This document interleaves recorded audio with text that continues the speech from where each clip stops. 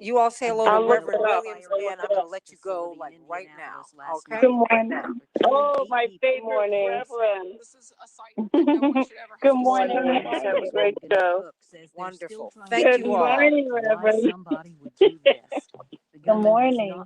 Okay, Maria and Marnie, I'm going to let you go.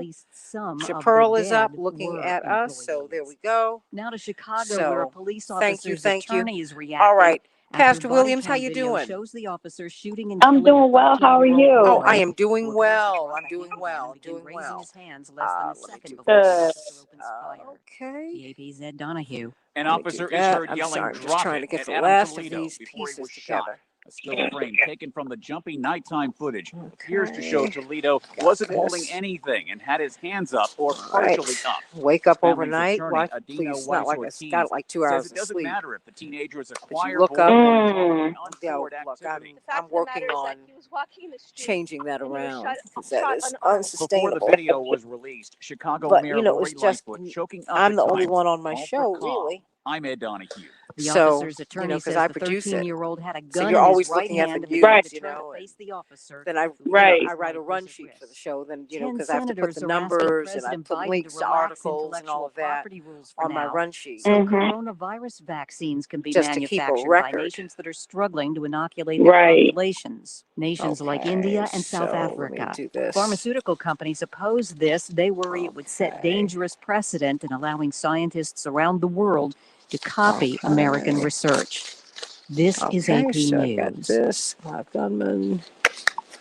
So we got that. Consumer groups are asking the They're government to stop chosen. using or selling fleet vehicles that have issues. Okay. The AP's Jackie Quinn with the latest on this story and Well, what it means. The Center for Auto Safety, Consumer okay, Reports, so and we got several that. large government employee unions So have my asked dear the sister, White and I House got to my push the General picture Services to Administration yeah. Yes, Please, yes, please I apologize. got it. I am so sorry. No, it's okay. I'm gonna make flyers today. I'm excited to post it. Oh, honey, I am so sorry because I completely missed it. But It's all good. oh, It's thank you. totally But fine. no, I had No this. apology. No, I had this week. You know, I basically the person, the man that my parents, because you know, because of the way we lived our lives, the man who my parents assigned to be our guardian, should something have happened to them, The Dow gained 305 points he died, yesterday. and I'm Rita Foley. he made his Oh, I'm so transition. sorry. Oh, you know what?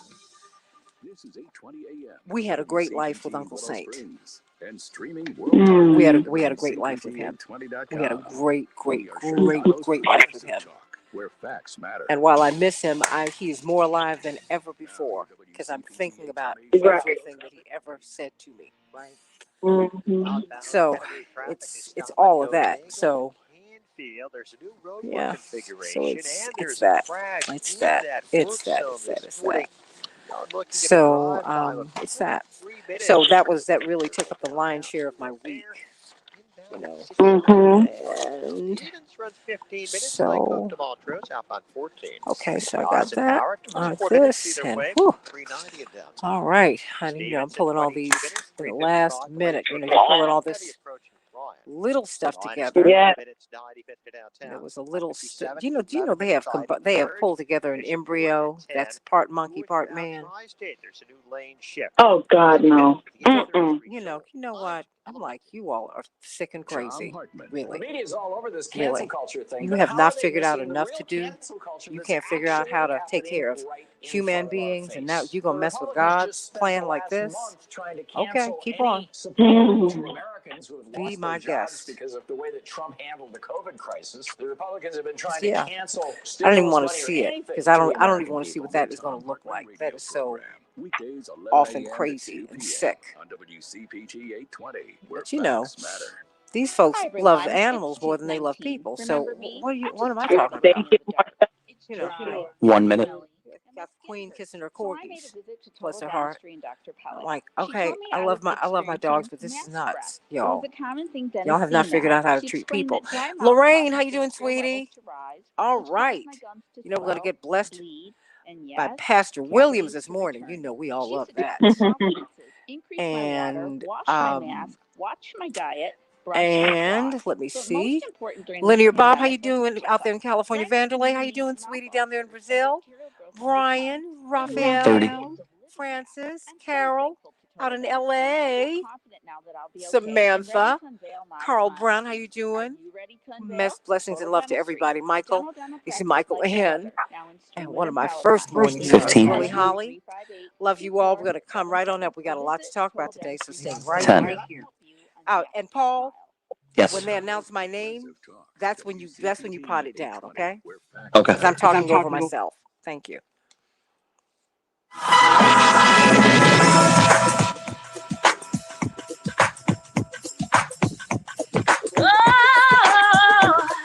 This is the Santita Jackson Show. Hey, everybody. Welcome to the Santita Jackson Show. It's Friday, April 16th, 2021. I'm Santita Jackson, coming to you from WCPT 820, the nation's largest progressive talk radio station, and AM 950 radio. Minneapolis, St. Paul. We've given you a lot of attention, and you deserve it, Minneapolis, St. Paul, and Brooklyn Center. We're going to talk about the closing of the Derek Chauvin case. What does that mean? What do you expect next week? The jury will go into sequestration next week, and but they'll have a chance to be with people this weekend. Got to talk about that. And then Adam Toledo. Wow. We saw the video last night. What did you think about it? Call me at 773-763-WCPT, 773-763-9278. Indeed, this has now become a story that people are talking about all over the world. This 13-year-old baby was not holding a gun. Why was he killed? Boy, and I've got a couple of other stories that I was able to dig up that let you know that there's something that's just not right here. And we're going to talk about that. A lot of other stories that have happened in real time that are going to help us to look at this case and look at all of these cases, because we are now looking at a mass shooting that happened last night at a FedEx facility. Got to talk about that and so much, and not just gun violence. You know, violence has many manifestations, not all of them through a gun. Spiritual violence, poverty is violent. We're verbally violent, on and on and on, which is why I really try to maintain create a certain environment on this show. We can agree, we can disagree, we shouldn't be disagreeable. And I don't want people who are on this side of the political spectrum or the other to be disrespected. That is a real thing for me. That's a real thing. And when we attack each other about our political beliefs, vaccines, and all of that, I mean, we have become aggressively hostile, and we've been that way for a long time. Remember, while they might have prompted people with lynch mobs with guns, you know, that was a rope and a tree, and maybe some dogs chasing, but it was always a gang of people who did that. So think about that, everybody. Please join my morning stars over on the Santita Jackson and Friends page, the Santita Jackson and Friends page. And of course, please like and subscribe on my YouTube channel, the Santita Jackson Show. And get on over there. But please, you know what? Everybody loves to talk with the morning stars over here on Facebook. So do your thing. Just do your thing. We have a great time over here. So like and share, everybody. Like and share, like and share. We have a lot to talk about today on the Santita Jackson Show. So let's get to some of these headlines so that we can get right to it. Chicago, we're going to have a high of 47 degrees, partly cloudy. Minneapolis, St. Paul, a high of 58 degrees. Ooh, it's going to be warm up there today, mostly cloudy. The Dow closed up 305 points yesterday. The NASDAQ closed up 18 points. The S&P 500 closed up 45 points. Good for them, everybody. And the White Sox will be playing the Red Sox today, but yesterday they shut out Cleveland 8-0. Wow. The Cubs will be playing Atlanta today. The Twins were triumphant over the Red Sox yesterday 4-3, and they will be playing the Angels later on today. Well, last night a gunman killed 8 people and then himself at a FedEx facility in Indianapolis. Late last night. Police responded just after 11 p.m. to shots fired. Upon arriving at the facility, officers came into contact with an active shooter, the police said. The suspect then apparently killed himself. 8 victims were pronounced dead at the scene. 5 were taken to hospitals. Some even drove themselves to the hospitals. So we're going to see, apparently the numbers are continuing to climb. One warehouse worker said it could have been me. and a very, very frightening situation for everyone. We're going to keep up with this story right here on WCPT and AM 950 Radio. Adam Toledo, we finally saw the video yesterday, and it confirmed what many people in the community were saying. Um, he wasn't holding a gun when shot by the officer. Wow. But the body cam shows the policeman shouting, "Drop it," before shooting 13-year-old Adam Toledo once in the chest on the 29th of March. Wow. And it matches up with a woman in the little village community where he lived. She said she went to her window. She went to her window to see what was going on. And what was going on was corroborated by what the video showed. She said he wasn't holding a gun. She wasn't holding a gun, and she went to her window to see what was going on.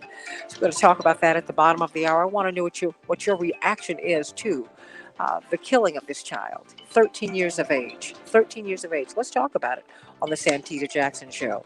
Subdued protests are occurring in Brooklyn Center and Chicago over these police shootings, and indeed, people in Minnesota are saying that we're marching for people in Chicago, and people in Chicago are saying we're marching for people in Minnesota.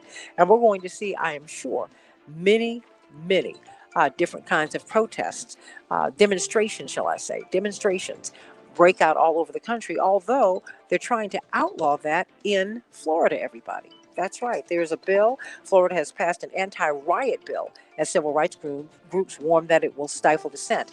All protests are not riots, everybody. They're not. And generally, the people who start the riots are provocateurs. That comes from my experience in the civil rights movement. They always come from the police. Yeah, sadly, it's true. Devin Chauvin's defense arrested after he declined to testify. He pled the fifth in his murder trial.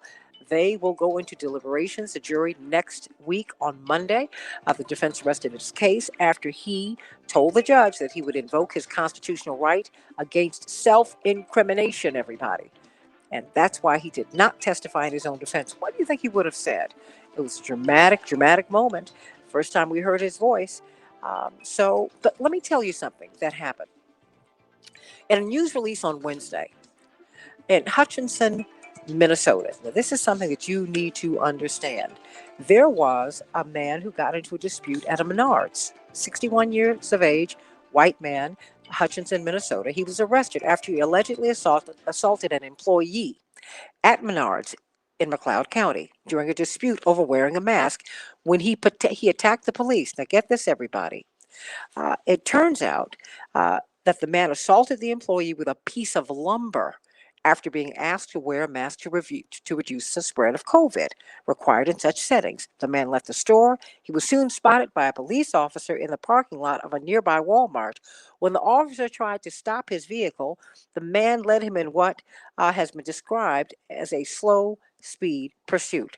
The vehicle soon stopped. When the officer tried to engage the suspect through the driver's side window, guess what? The suspect took off at a high rate of speed with the officer trapped, dragged him hanging from the window. During the struggle, the suspect hit the officer in the head with a hammer.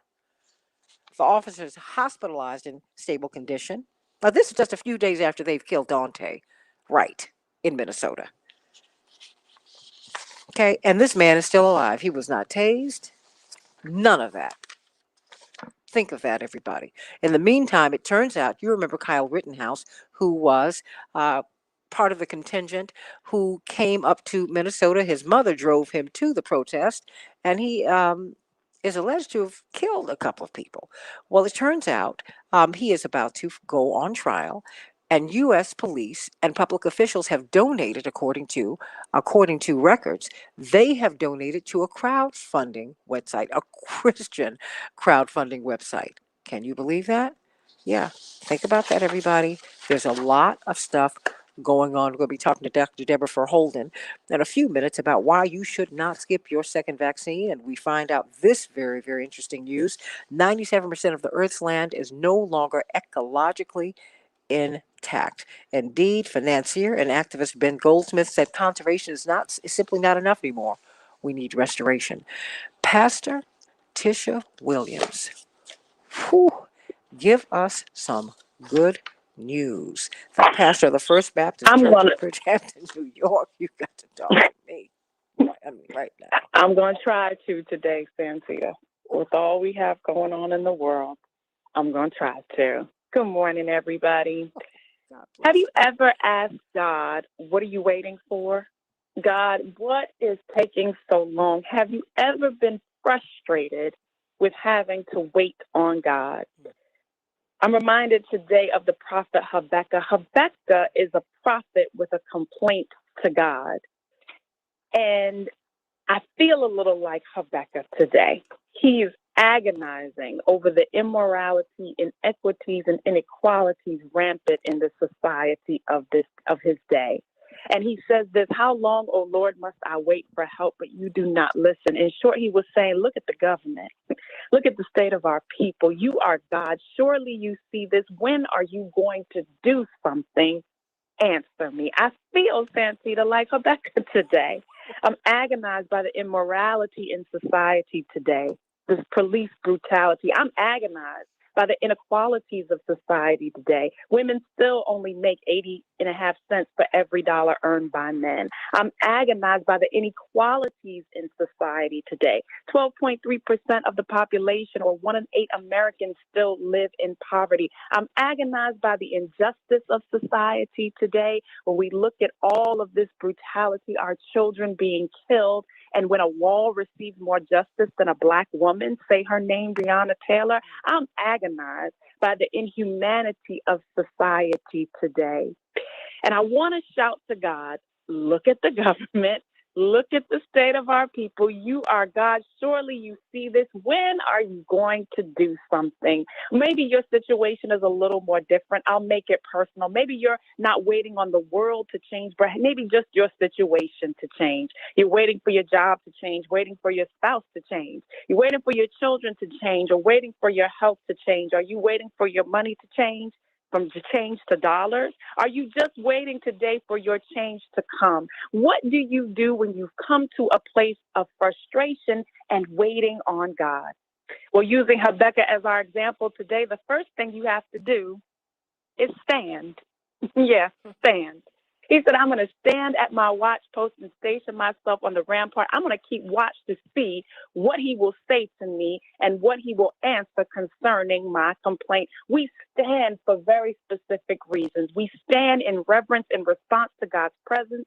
We stand in awe in response to God's deeds. We stand to show respect for what God will say to us. We stand as a symbol of God's salvation, deliverance, and provision. We stand as we seek, search, and prepare to move. Standing in God's will prepares you to walk in God's will. Jehoshaphat said it this way, we may not know what to do, but our eyes are upon you. What does that mean? It means I'm ready. I'm standing in your will and ready to walk in your will. If I can quote that great theologian Ludacris, God, when you move, I'll move, just like that. This is a military term meaning hold your position. And it's not just that we stand, it's where we stand. Lest you think that standing equates to idleness or inactivity, the word says, I will stand at my watch and station myself on the ramparts. He is standing firm on the rampart. A rampart is a wall around a military trench or serves as the first line of defense for a walled city. And any military person will tell you that the best positioning in battle or war is always the high ground. Habakkuk didn't just stand firm, he stood strategically. So I just want to know, are you in position today? Yes, we can stand on God, but I want to know, are you strategically positioned today? When God responds with a new job, is your resume ready? When the home of your dreams goes on the market, is your credit repaired? When the ticket prices drop and this thing ends and we can go where we want to go, is your passport up to date? You have to strategically position yourself for God's blessings, but we have to be in position in the state of our world today. We are waiting for change in this nation. Are we in position in Minnesota? Are we in position in Brooklyn Center? Are you in position, New York? Are you in position, Chicago? Are you positioned today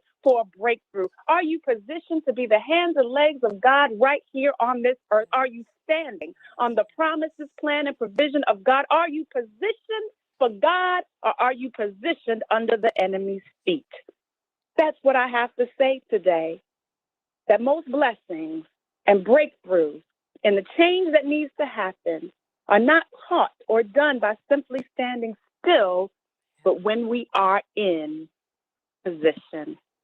And that's the good news. That is the good news. Amen. Amen. Amen. Amen. Amen. Be ye also ready. We got to get ready, everybody, because nothing is still. Nothing. Get ready. Get ready. Get ready. Because that's why I'm playing this song, Pastor Williams' Victorious. As dark as this moment is, we will be victorious. But we're the ones who are going to determine that. My mother gave a sermonette one time in which she said, Jesus needs some street fighters.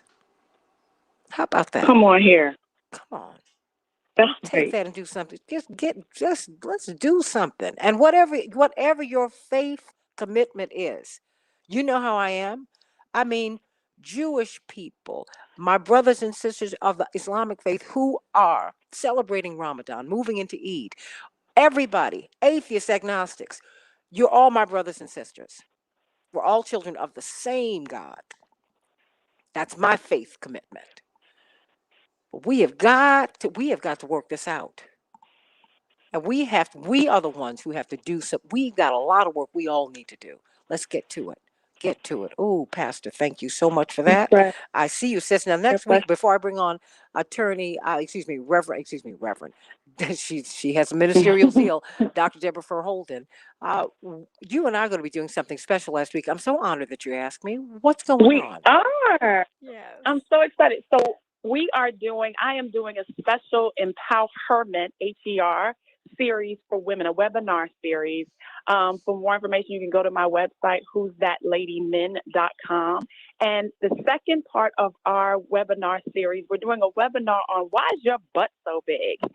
Moving from eliminating excuses to living the life that you want. We want to help people remove the butts in their life and move toward being passionate about their goals and achieving them. And I'm so happy, Santita, that you're going to be our guest for the webinar series. I'm so excited. I hope I'm so I can excited. You know, say yeah. something that if I can help somebody, then my living will not be in vain. I just hope that I can Yes, be helpful.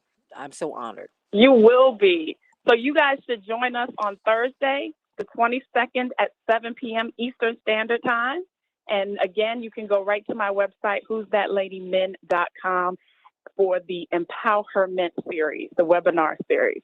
So this is going to be great. Thank you so much for agreeing to do it. Oh, I'm so we'll be talking excited. about it all next week. Cannot wait because we love you. We love you, and we've And got. I love you guys right now. Oh, and we have someone who we all love, and I'm going to have to hold her a little longer this morning because we've got a lot to talk about. Dr. Deborah Fur Holden, as we talk about these vaccines, you've been talking about race and racism being a pandemic, and we're going to go into that at the bottom of the hour. But I want to talk with you about this. I read something in the Washington Post, an editorial stressing the need for us to take the second vaccine. Don't skip the second dose. I was a little pushed back by that people would even consider skipping the second dose. Please speak to that. Well, that's funny you should mention that because remember when we were rationing, some people were putting forward the notion that, one is better than none. Remember that? Yeah. And I was adamant, no. And I was very upset myself personally because I said I did not make the choice and take the plunge to get half of the effectiveness or, the 2/3 of the effectiveness. I made the choice to get the vaccine because I wanted that 94, 95% that was promised. That's what I agreed to get injected in my arm, not 50% or 60%. So this just makes good sense. And I point back to what Dr. Corbett said. Dr. Kizmika Corbett, a young African-American woman, she's a postdoc at National Institute on Allergy and Infectious Diseases, where Dr. Fauci is the director. She said, we have a protocol. It works. Use it. The clinical trials testing is not trivial. There was real rigor to that testing. We did the work. We figured out what works. Now the job is to work it. not to play with it, not to unnecessarily tweak it. It's one thing to do something out of sheer necessity. It's another thing to do something out of scarcity, which is really, I think, a lot of why these conversations have shifted in ways that really aren't good science to me. But but it's bad messaging. Or convenience and other things. Well, it's bad messaging. It is very bad messaging because it's very confusing. Well, the people at the top have been saying one shot's better than none. I mean, people on the ground didn't come up with this. I mean, and I think that's why I continue to push every day, because we're hearing so many different things. You got the head of the CDC, God bless her, God help her. She said if you've been fully vaccinated over Easter, you can get together without, maskless with other vaccinated people. Then the CDC tweeted out that afternoon, oh, no, that's not it. I was like, every day. So that's part of the reason that you're here. I got 2 minutes before we go to break for some clarification. And so you need to get that second dose. And we're seeing, where are we with the J&J vaccine? I got 90 seconds. We're still on pause, and we're going to be on pause until they've done a full investigation of those 6 blood clot cases. And who knows, there may be more. I just want to remind people, though, that's 6 out of 6.8 million doses. The case rate for clots among people hospitalized COVID cases is 16.8%. So if you catch COVID, the likelihood of you getting a blood clot, if you are hospitalized, is far, far greater. Even if those 6 blood clots were caused by the vaccine, I just impress upon people, you'd rather have the vaccine than the virus. Well, I also want to know how far. There's no getting around that. When, next week, let's talk about how far back this goes, because J&J was having issues with blood clots with these vaccines last fall. And so, this 1 in a million thing, quite honestly, with all due respect, I'm not, a virologist, an immunologist, an epidemiologist as you are. But I'm like, wait a minute. They're halting this all over the world for a reason. I think it's probably more than 6 people. But that's just me, and I'm not a conspiracist, everybody. 1 minute. I don't buy into that. I'm just saying, you know what? Let's just ask the questions, and let's create an environment in which people can ask questions, and more than that, have them answered. And one of the reasons that we love and appreciate Dr. Deborah Holden is because, you know what? When the information changes, she comes to us and she says so. She has proved to us to be worthy of our trust. And I appreciate that and love that about you. But I want you to stay with me because we had something very disturbing 30. happen last night, Dr. Deborah Holden. A 13-year-old boy, Adam Toledo. We got a chance to see the video. And he was shot by the police. Killed. 1 shot to the chest. And 15. You've been saying that this is a pandemic. Racism is a pandemic. And how we're treating people. And then we saw a white man in Minnesota who dragged a police officer on the side of his 5. car in a high-speed chase. And he's doing fine. Wow. More of the Santita Jackson Show in just a few minutes.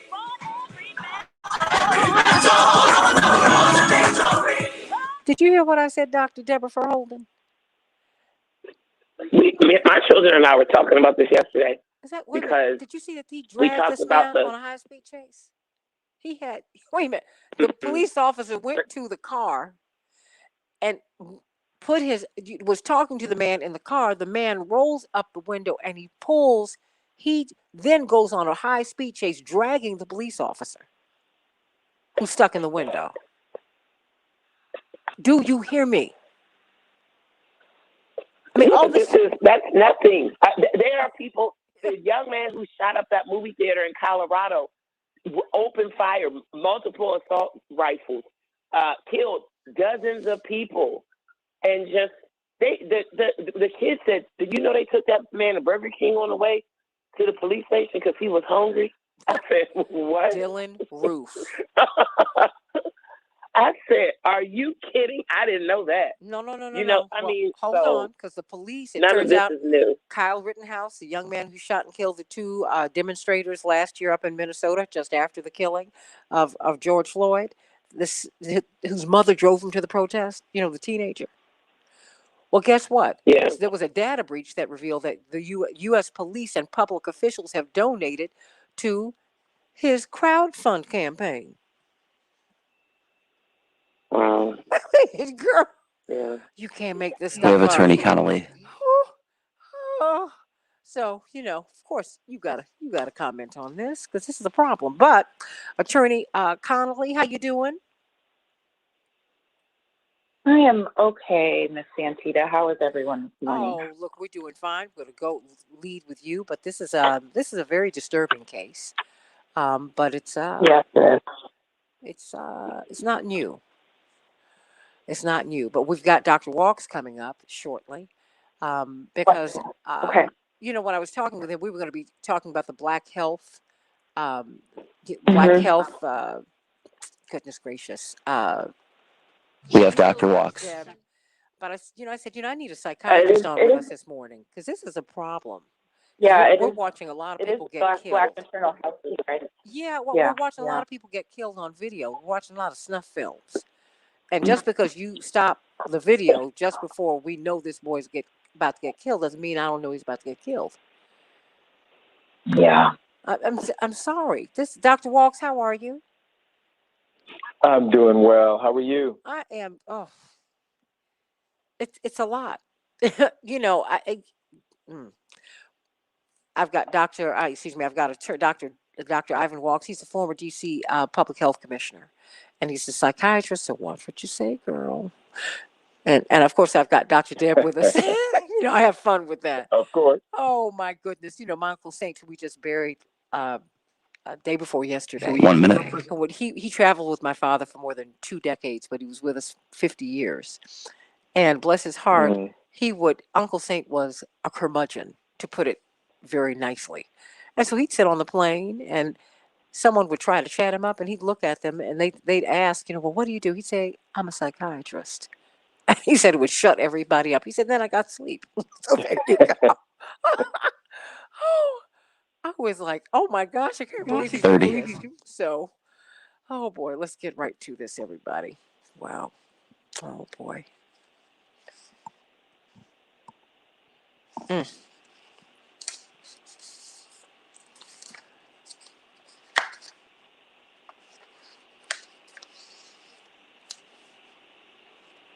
Project. 10. 5.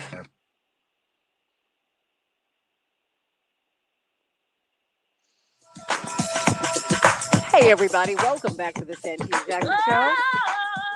Call me at 773 WCPT. I'm speaking over my own intro, so let's work that out. Santita Jackson, WCPT 820 in Chicago, and AM 950 radio in Minneapolis, St. Paul, and all around the world. You all are joining us on the Santita Jackson and Friends page. Please call me or text me at 773-763-WCPT, 773-763-9278. GWC Injury Lawyers gives you the opportunity to text to that number. We want to talk about so much that is going on. We want to start things off talking about Adam Toledo, 13-year-old child. What happened? What happened? We do know they finally released a video yesterday, and it turns out that he was not holding the gun. Disturbing body cam video. This is from the Associated Press, released on Thursday after public outcry over the Chicago police shooting of a 13-year-old boy, Adam Toledo, shows this child appearing to drop a handgun and begin raising his hands less than a second before an officer fires his gun and kills him. You saw the officer trying to resuscitate him and on and on and on and on, but less than a second, in a split second, this boy's life was snuffed out. I want to know what you're thinking, everybody. Call me 773-763-WCPT, 773-763-9278. What did you see when you saw the video?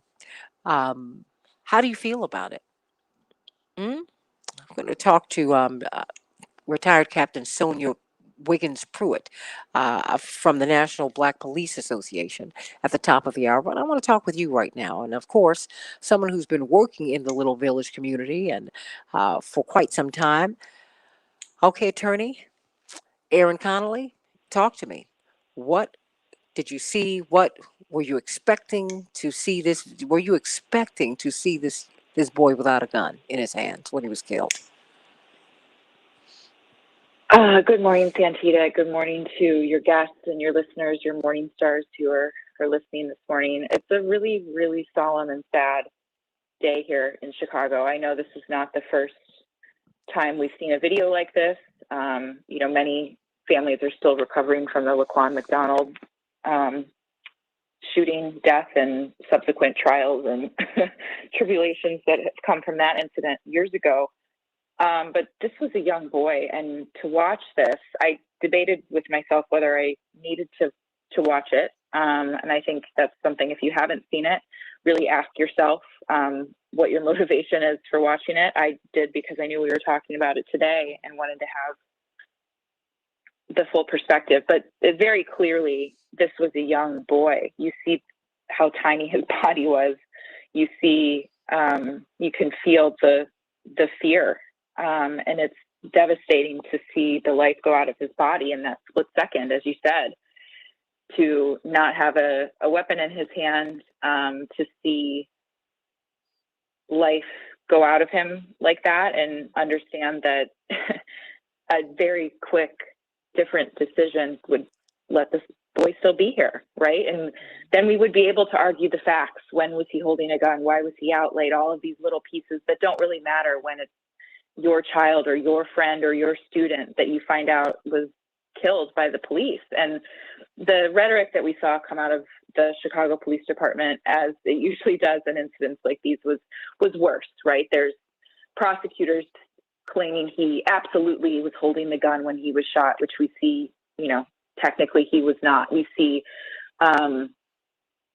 slander and just basic disrespect about Adam Toledo's family, some of his other actions. And we have to remember, we're speaking about a child. There's some people in the media, of course, no one on your show, Santita, that are still referring to this child, a 13-year-old child, as a man. He's not a man. He is a child. We have to keep that in mind. And if our police department cannot distinguish between a 13-year-old boy and a child, a 13-year-old boy as a child, and a man who is a serious and immediate threat. Yes, he had a gun.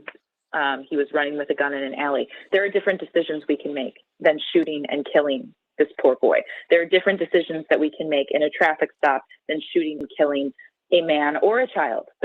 There's different decisions we can make in a crowd situation instead of knocking children's teeth out.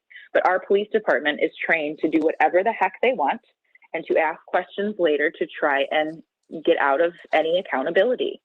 And it's devastating to see that the department yet again tries to, they never want to take the accountability. And we hear that from families. I don't know if we can get justice ever, right?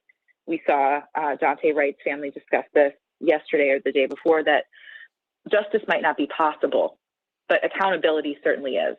And what we see in Chicago today is a shrieking demand for some accountability in the city that has been hurting in incident after incident like this. This is now different because I think the nation is seeing it and waking up and understanding that our children are not safe in the city from police.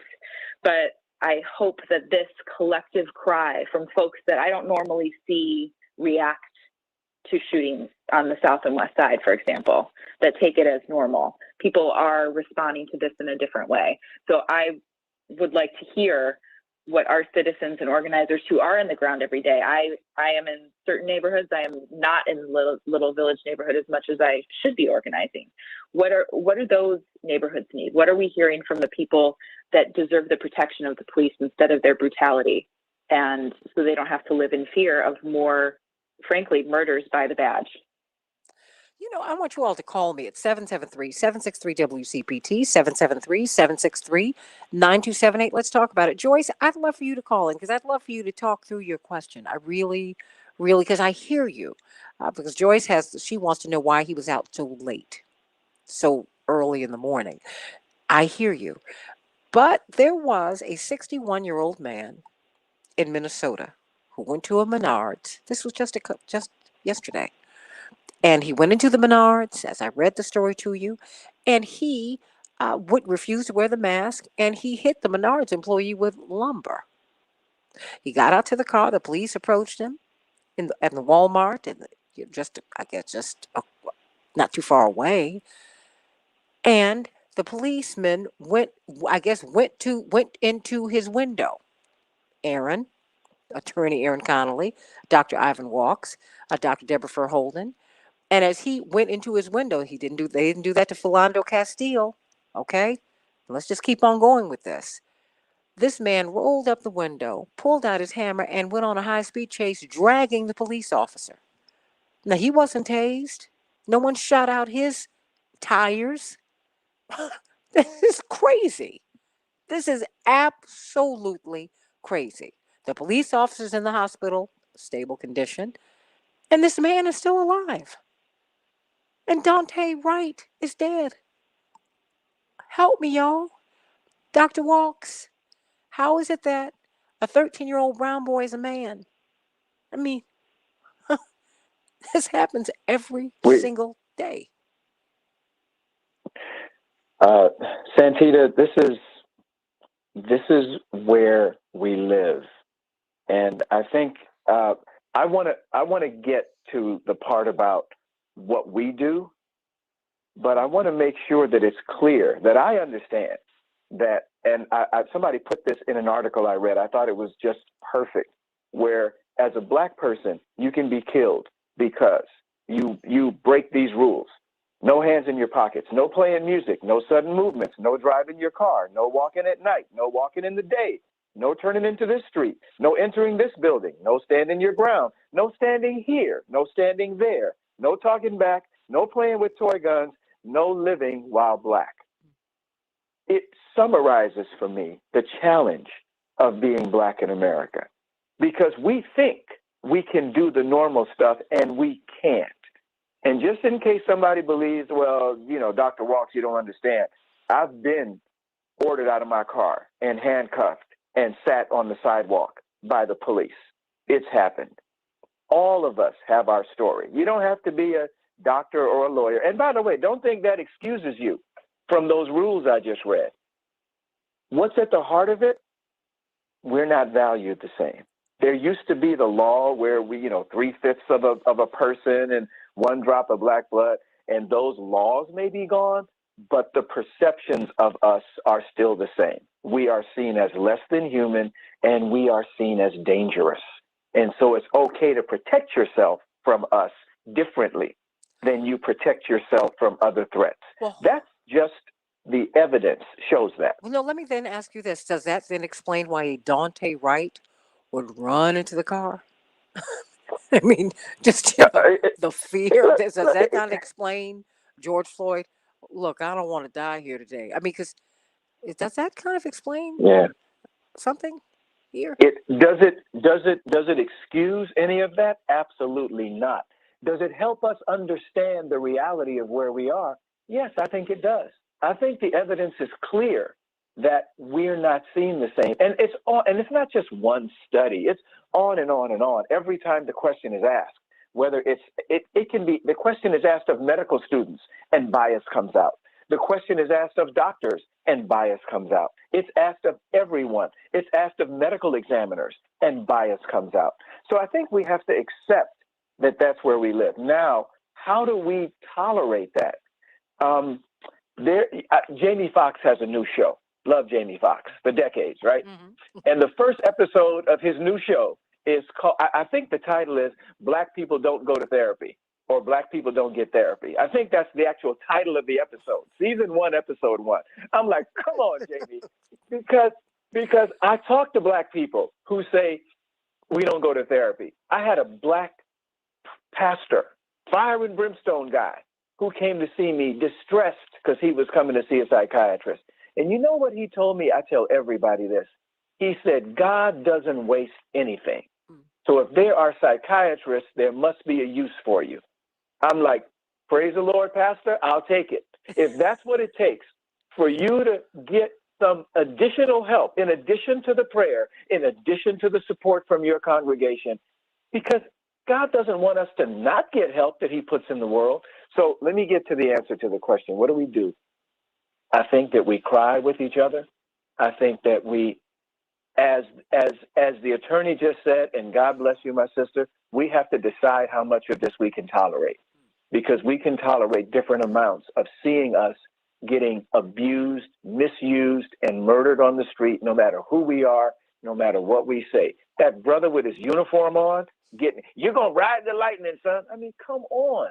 We cannot all tolerate all of this. And so I think it's important for us to recognize that we have to find safe places to be listened to. It's not enough to say to someone, brother, I'm going to pray for you. Or, brother, you need to pray. Well, yeah, pray for me. And yeah, I need to pray. And I need to talk. I need to get this out of me. I need somebody to hear me that I'm hurt. I need somebody to accept the fact that I can't just keep going. That I now understand that the fact that I went to law school or I went to medical school doesn't make me differently seen in many people's eyes. I've got to understand that my brothers and sisters are out there dealing in a world where they are viewed as less than, and we get shot faster than animals get shot. And the people that do it to us get punished less than if they were to abuse an animal, because we're viewed as animals. So yes, go to school. Yes, do the best you can. Yes, live a good life. Yes, don't break the law. Yes, yes, yes, all of those things. And at the same time, have a support system around you so that you can cry, so that you can get some help. And laugh with Jamie Foxx, but don't believe him that Black people shouldn't go to therapy.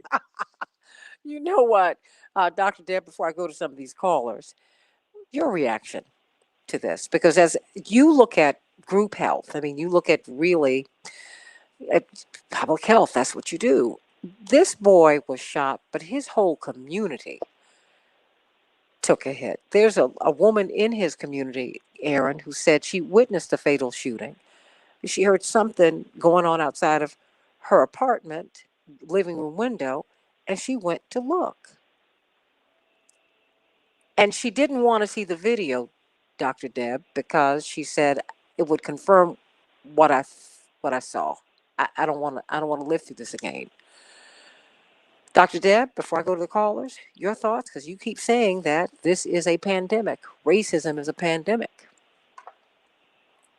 Well, racism is actually endemic, right? That's a new distinction. But since everybody's a little mini epidemiologist now, endemic is just what's in our society that we accept, right? So there's a certain amount of disease that one expects in a population, and that is called endemic disease. When it exceeds that expected value, you call it epidemic. And when it's global, you call it a pandemic. Racism is endemic in our society. There are things that could only happen to Black people and people not be up in arms. You know, I always tell people when I left Hopkins, they had only had one Black full professor in the 100-year history of the School of Public Health. Most people go, what? Really? How is that possible? But if I had said they had only had one female, people would be, storming the main building and up in arms, and every women's organization would be calling for, Hopkins censure and other things. You wouldn't get to go 100 years and not promote a woman to professor. But you can go 100 years and promote only one Black person to professor and nobody be up in arms. I remember when Trayvon Martin was killed, it was very hard on me. It was very hard. My son was 4 years younger than Trayvon Martin. And every time I saw that boy's face, I saw my son, and I would burst out into tears. I just couldn't imagine the heartbreak that his mother must have felt. It was just so overwhelming for me. And nobody else around me felt like that. All of my colleagues were white, all of them. And nobody seemed to be heartbroken. Nobody seemed to be upset. Quite the contrary. What I heard people say a lot is, we don't have all the facts yet. I said, we got the fact that matters the most. That boy didn't make it home. He was shot, an unarmed teenager in his own neighborhood. He belonged there. He did not make it home. What other facts do we need to have basic human empathy? Well, and so because there we is a understand lack Columbine. of empathy. We understand that, pardon me, but we understand the boys in Columbine. I mean, because they took them apart. And to be fair, they had both parents. They were from upper income families in an affluent community. Columbine, Colorado is an affluent community, and they were from affluent families, good families, if you will. And they were murderers. And they walked around the school for more than a year in goth clothing. They were antisocial, and y'all thought it was normal. You got to work with me here. Work with me, Annie, because this is crazy. And at some point, I'm tired of everybody telling black and brown people to look within. I need everybody to look within. This is crazy. Let me go to you, Ted. Ted from Bensenville, what's on your mind? Santita, thanks for putting me on. I appreciate it. Hey, I guess positively first, I want to say I've been listening to your show since day one, and one day a gentleman came on and he described you perfectly. He said, you bring elegance to the radio. And that is really true. Your broadcasting style is based on elegance. Nobody else's is, and that's really special. But on the other hand, your show is devolving over the same things every day. Listen, let me make this point. Yes. I can't believe we don't have anywhere near the same kind of outrage over these mass shootings that occur. The last one that occurred, we stopped talking about it within less than a day. And these are all completely innocent people, Santita. Sure. The individuals you talk of are not completely innocent. All right? 13-year-old kid with a gun, not completely innocent. George Floyd, not completely innocent. This is an opportunity for people to beat up on the police. They're not good killings. They're bad things. But way worse is killings that take out scores of completely innocent people while they're shopping at a grocery store, not running around with a gun in the early morning. Not doing whatever these other guys were doing. Well, you guys are not being honest. Ted, no, you're Ted, just telling no, it. No, You're trying to look at it from your perspective. This is wrong what you guys do. Ted, stay with me. Stay with me. Because I hear you. I just disagree with you. When I looked at Dylan Black Roof, folk complaining. That's listen, what it is. No. Black people explaining. That's what it yes, is. it is. And day after day, and I love your show. I wish to hear something else. And you know what? And you can love my show, and I love you, and I appreciate you, but we disagree here. And the part of what you need to hear, it would be very helpful. I need you to hear my perspective because you don't hear it every day. You don't. You don't have to live with it. Black people code switch. White people don't have to. I need to understand your language and your life. You don't have to understand mine. It can just be taken from me. I read to you an article about a white man up in Hutchinson, Minnesota, 61 years of age, who just on yesterday hit a Menards employee upside the head with a log, with lumber, because he wouldn't wear a mask. Okay. Then he got out. He was able to get out the store alive, get in his car and go over to the Walmart. That's where the police approached him. Then the police officer didn't pull his gun on him. He went and talked to him in his window. This man rolls up his window, goes on a high-speed chase, dragging the police officer, hitting him with his hammer. The police officer is in the hospital today in stable condition. These boys in Columbine came from nice families. At least that's what they tell us, because they had some money and they looked lovely and the parents were professional. And they killed everybody they could. Dylan Roof walked into a church of some good black people, good Christian folk, killed everybody he could, lingered over the folks he didn't kill, and the police didn't kill him, didn't shoot him. They took him to Burger King, and then they took him in. Now, Ted, I just want you to be fair. Let me tell you something. I come from the Dr. King school. Dr. King talked about nonviolence. He was the drum major for justice and nonviolence. Violence is verbal. Violence is poverty. Violence is spiritual. Violence is a whole lot of things.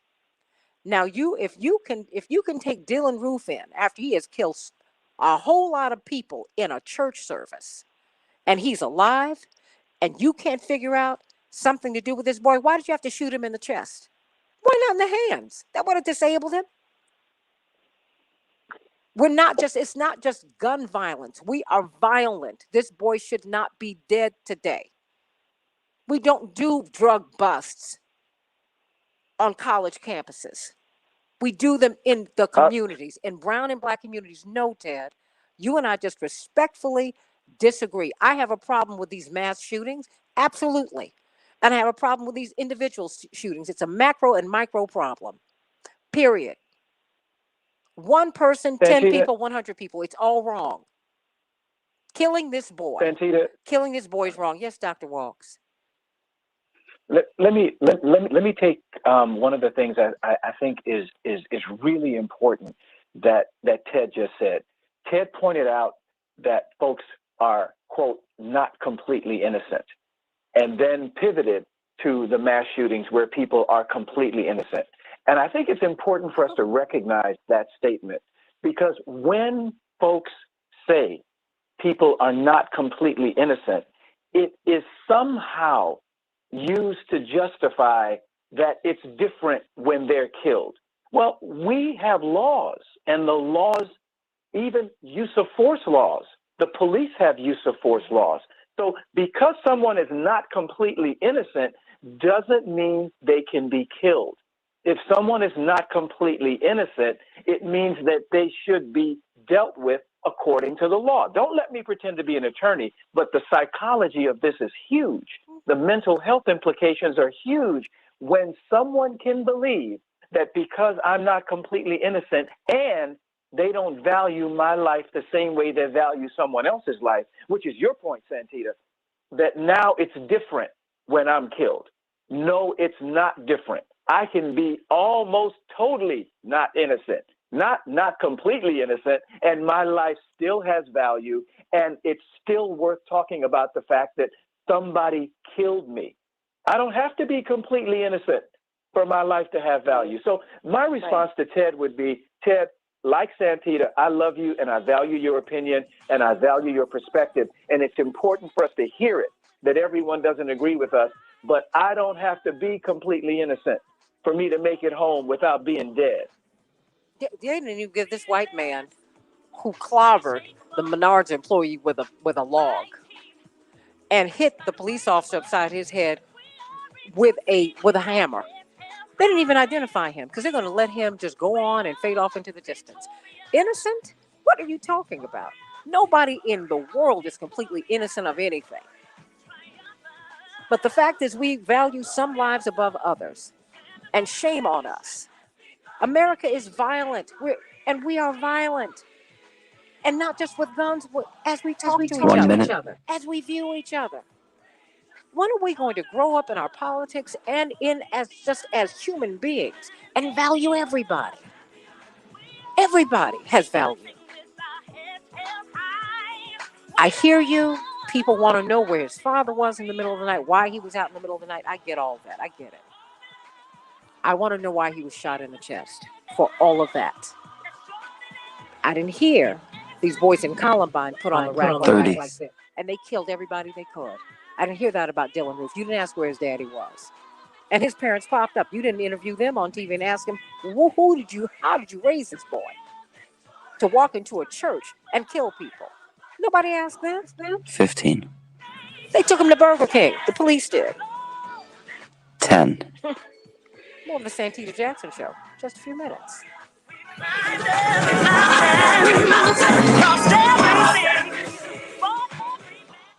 Okay.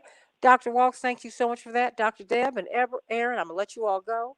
So I got to get on with this show. But whew, this is like, but my eyes started tearing up. My eyelash was about to come off. We don't want that to happen. I could Oh. I could feel you, Santita. I could feel you over there getting riled up. Oh my goodness, these people. Oh my goodness. You know what? I hear Ted, but you know what? What bothers me is the devaluation of anyone's life. Of anyone. Right. You know, in other countries, you don't racialize classism as we have. Mm-hmm. But the people in Northern Ireland have been devalued. They have been. And when you go there, you see some of the most aggressive, vulgar, and violent poverty you will ever see in the world today. While the British royal family, God bless them, this like Englewood and the Gold Coast, the British royal family lived 30 years longer than their subjects. Today. Wow. Their subjects live just beyond 60. They live into the 90s. Really? What is up with that? Innocence? Seriously? That's not working for me. Yeah. Well, No. Because you can't tell. I want you to bring that argument to that boy's mama right now. Since you want to talk so much, talk to his mama. Why don't you do that? Have that discussion with her. Look her in her eyes and explain to her why her son deserves to be dead this morning. Get on the other side of what you think about someone or what you We have say Attorney to someone. Patillo. Get on the other side of it. It's awful. yeah. Oh, okay. Thank you. Well, thank you for talking about it, Santita. Thank you. No. It matters. No, It matters that we talk. Oh, it matters that we talk, and we can get in touch with you. How can we see you this weekend?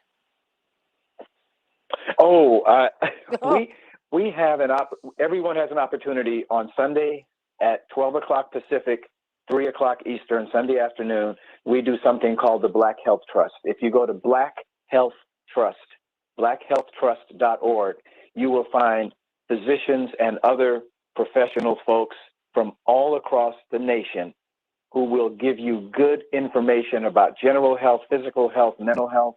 We talk about all different aspects of health, even using music as a way of health. We had Patrice Rushen, one of my favorite folks, on a couple of weeks ago, talking about music and health and how it impacts us. So the Black Health Trust, it's the only place where you can get free information from top Black professionals, and it's every Sunday, 3 o'clock Eastern, 12 o'clock Pacific, blackhealthtrust.org. I just hope that we can continue to support each other. Doesn't cost. By the way, another song. Don't cost you nothing. Don't cost you nothing. Blackhealthtrust.org. Blackhealthtrust.org, and you all will be on next week. Next Friday, we're going to be talking about that. And but I'm going to have you on next week because we've got a lot to unpack. I love you, Dr. Walks. Oh, thank you so much. Love you back. Thank you back. Thank you for God that bless lift. all of you. Thank you so much. Love you. All right. Bye-bye. Love you, Aaron. Okay. And love you, Dr. Deb, Attorney Aaron, and Dr. Deb. I'm going to let you all go because I need to free up those lines. Who do we have on with us, Paul? So far, just Attorney Patillo. Attorney Hoffer needs a moment, and I need a different number for Captain Wiggins because that one was disconnected. Okay, let me send you these two numbers. Okay, Paul. Okay.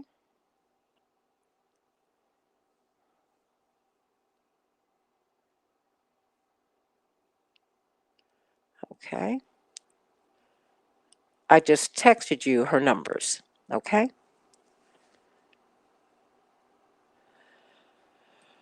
All right. Oh boy. Attorney Patillo. Good morning. How are you? How are you? I am well. Cannot complain. What are you going to be talking about on your show this weekend on WAOK before we come up? All right, we are going to absolutely be talking about the rise of police shootings and what needs to happen in order to have real police reform in the country. Well, I cannot wait to hear. I cannot wait to hear what you've got to say. I cannot wait. Oh boy, it's a whole lot. It's a whole lot. You know, did you hear about the Minnesota man who dragged the police officer beside his car on a high-speed chase yesterday? Yeah, I just saw that this morning, and somehow lifted hell about it because, I guess he wasn't in fear of his life being drugged by that car. So, I mean, wait a minute, and they didn't try to kill him. The blue wall of hell. Didn't even attempt to. The blue wall of hell. And you know what? I'm glad they didn't try to kill him. I'm glad. I just wish Adam had gotten that shot. No pun at all. I mean, I wish George Floyd had been given that opportunity. I mean, I can keep on going with this. Exactly. That's what's so frustrating. Well, what I have yet to figure out is what does being a quote unquote black conservative or black Republican have to do with taking white people's side in every discussion on race? I don't quite understand the nexus between the two. Oh, were you on my old network, Foxx? Well, you could be anywhere. Yeah. Quite honestly, you can be anywhere and hear that. So what Yes, happened? it's all of a sudden. We have Captain Wiggins Pruitt. I like low taxes. I like guns. I like a lot of conservative value. I don't understand why that means I have to deny that racism exists. Let me tell you something. That was always the Republicans and conservatives thought that Back in they were 30. reverend years ago. But I've got to welcome Captain Sonja Wiggins Pruitt to my show. Hello. Good morning. This is my girl. I want you to know we're Howard Ice. We have Attorney Hoffler as well. We're classmates.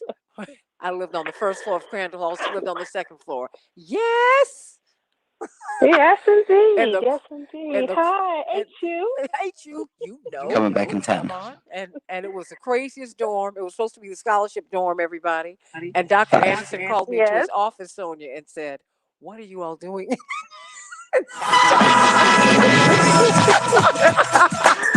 We were having fun, okay? This is the Santita Jackson Show. Oh, what a blessing. Hey, everybody. Welcome back to the Santita Jackson Show, Friday, April 16th, 2021.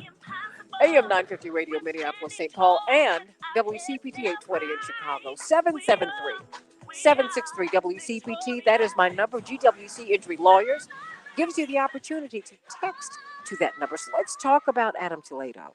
Let's talk about Dante Wright. Let's talk about George Floyd. Let's talk about Derek Chauvin. Let's talk about this rash of police shootings, this police violence that we've talked about. And we're going to have someone who is very near and dear to my heart. I'm going to introduce her in a few minutes. She is the former president of the National Black Police Association. Can't wait to talk with her, retired Captain Sonja Wiggins Pruitt, and attorney C.K. Hoffler, and attorney Robert Patillo, who will be talking about these issues on his show on WAOK on Sunday from 1 to 4 p.m. Eastern Standard Time, of course. Attorney C.K. Hoffler, president of the National Bar Association, will be talking about this next Tuesday on her WAOK show from at 11 o'clock Eastern Standard Time. Let us get to some of these headlines, everybody. We've got a lot to talk about today. So much is going on. So much has transpired. Chicago, we're going to have a high of 47 degrees, partly cloudy. Minneapolis, St. Paul, a high of 58 degrees, mostly cloudy. The Dow closed up 305 points. The NASDAQ closed up 18 points. S&P 500 closed up 45 points yesterday. The White Sox shut out Cleveland yesterday, 8-0. They will be playing the Red Sox today. The Cubs will be facing Atlanta today, and the Twins were triumphant over the Red Sox yesterday, 4-3. And today they will be facing the Angels. Well, everybody, we saw overnight something really very, very painful. A gunman killed 8 people and then himself at a FedEx facility in Indianapolis, Indiana, late Thursday night. We do know thus far, that 8 people have died. That police responded just after 11 p.m. to a report of shots that had been fired. They came into contact with an active shooter who then apparently killed himself. That is according to what we know thus far. 5 people were taken to hospitals. Some people even took themselves to the hospitals. And we're still waiting to find out who was killed, who survived.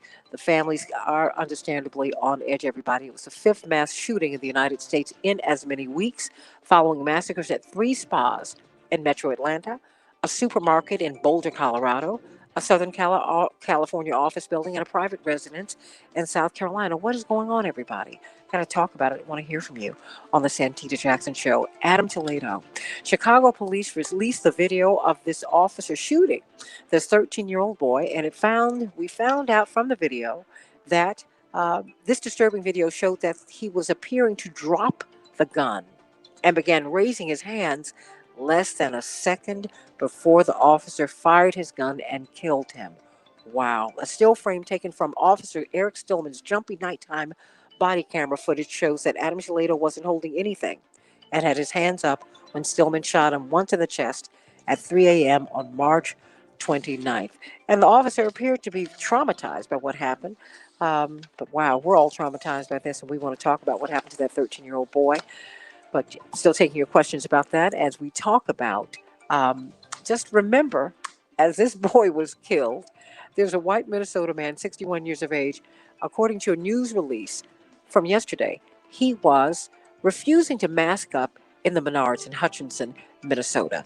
And he hit one of the Menards employees with a piece of lumber.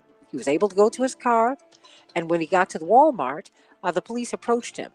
And the police officer went up to his window.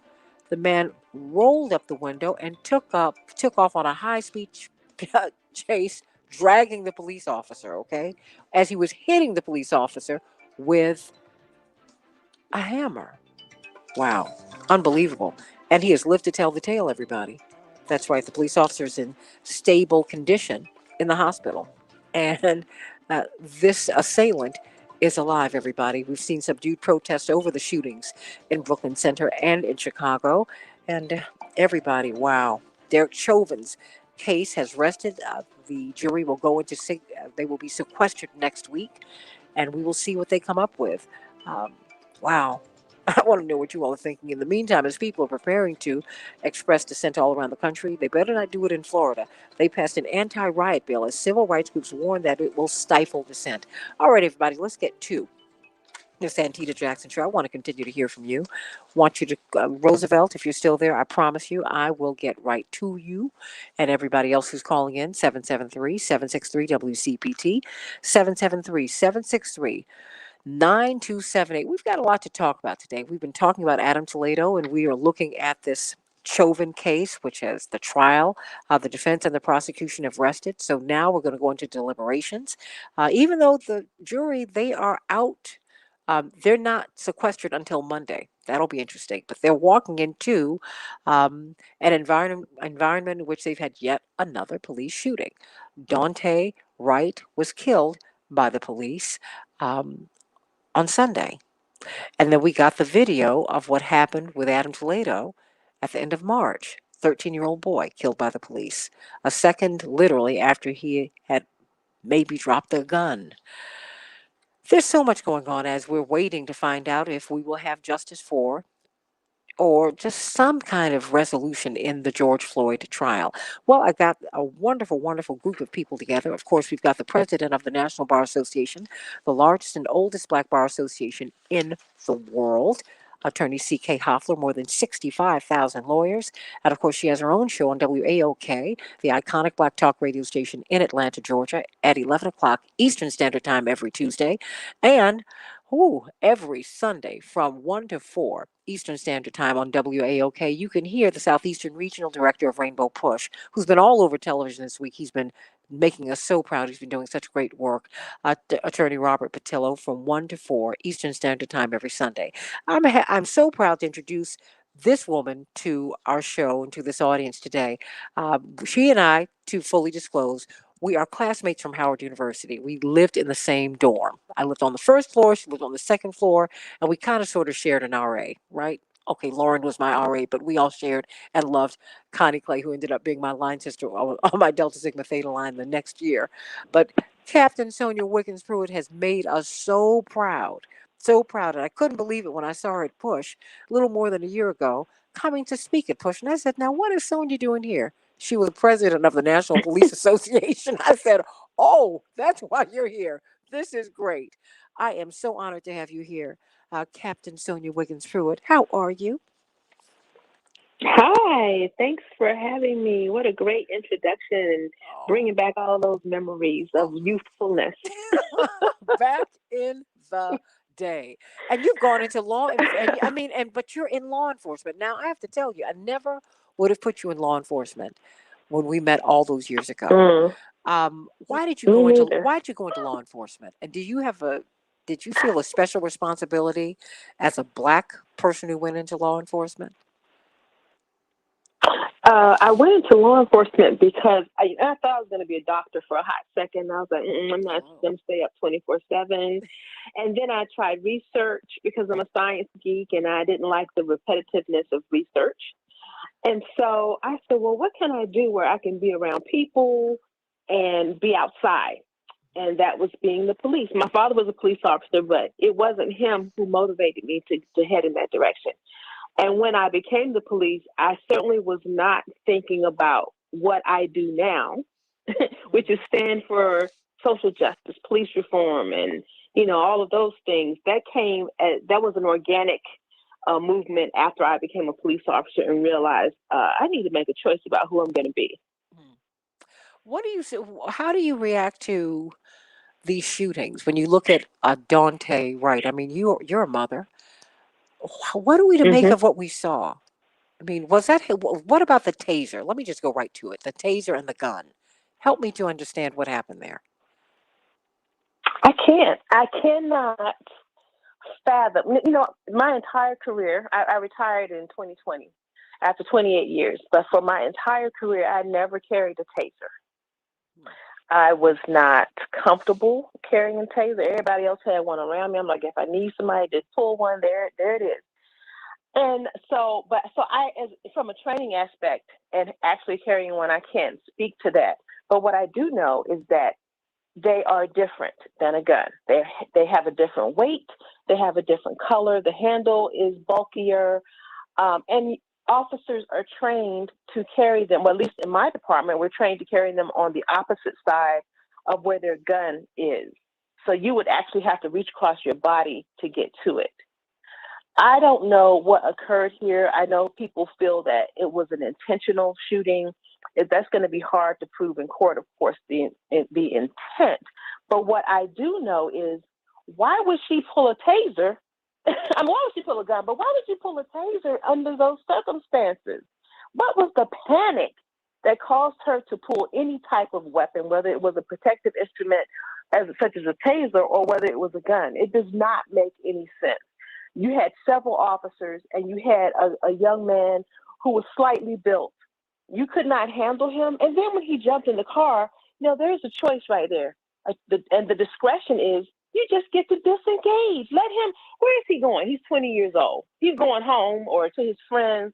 You have his tag number. It was ridiculous. And the fact is that she's already getting what I call blue grace. Oh, she made a mistake. Oh. Well, her mistake cost the life of a young man, a young Black man. Blue grace? That she is getting it. I mean, because every news story is leading with her saying, expletive, I shot him.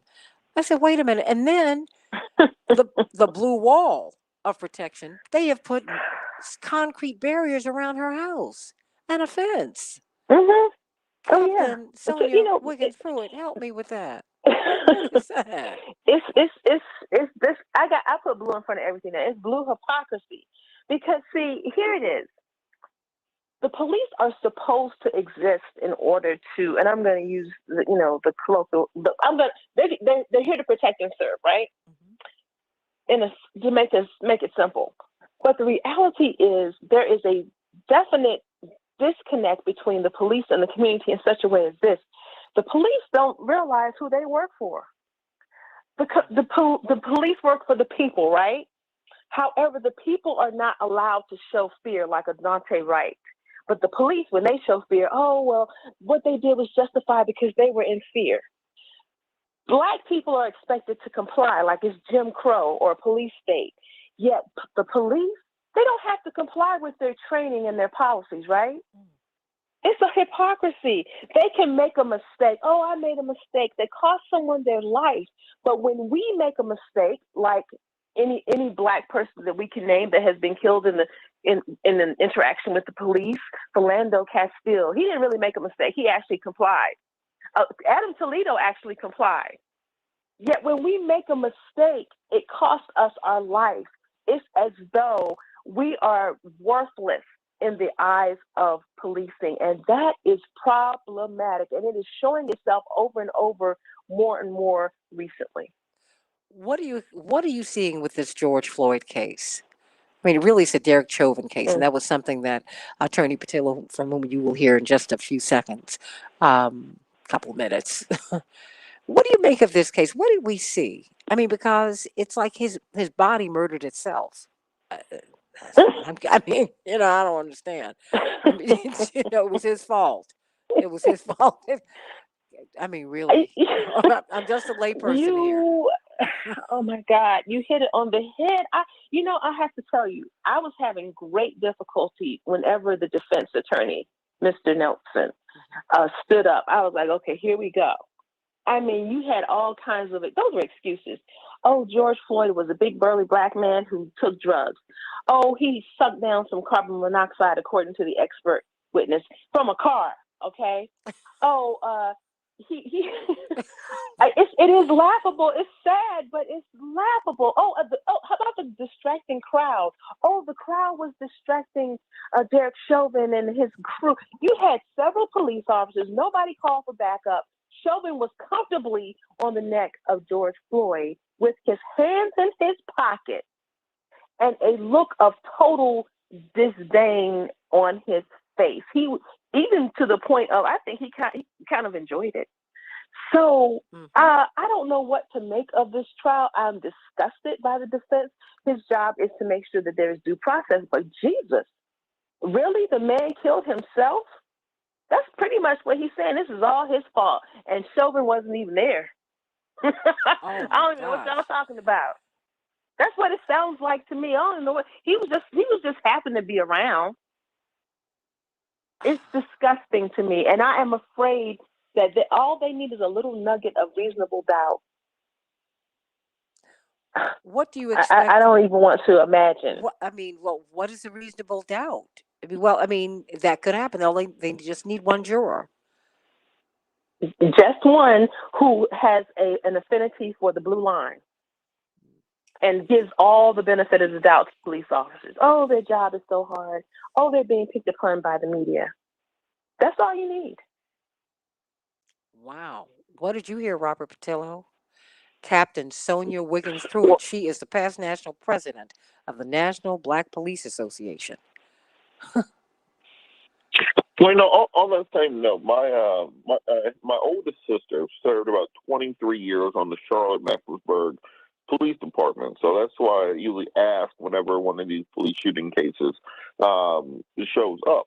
And the fact that we don't have any national standards, and that this is a one by one off type of situation where you can always find some sort of way to create reasonable doubt in the mind of at least one juror who may have a bias in favor of the police officer. I've done several cases when the officer comes in full police regalia, with the pomp and circumstance associated with it.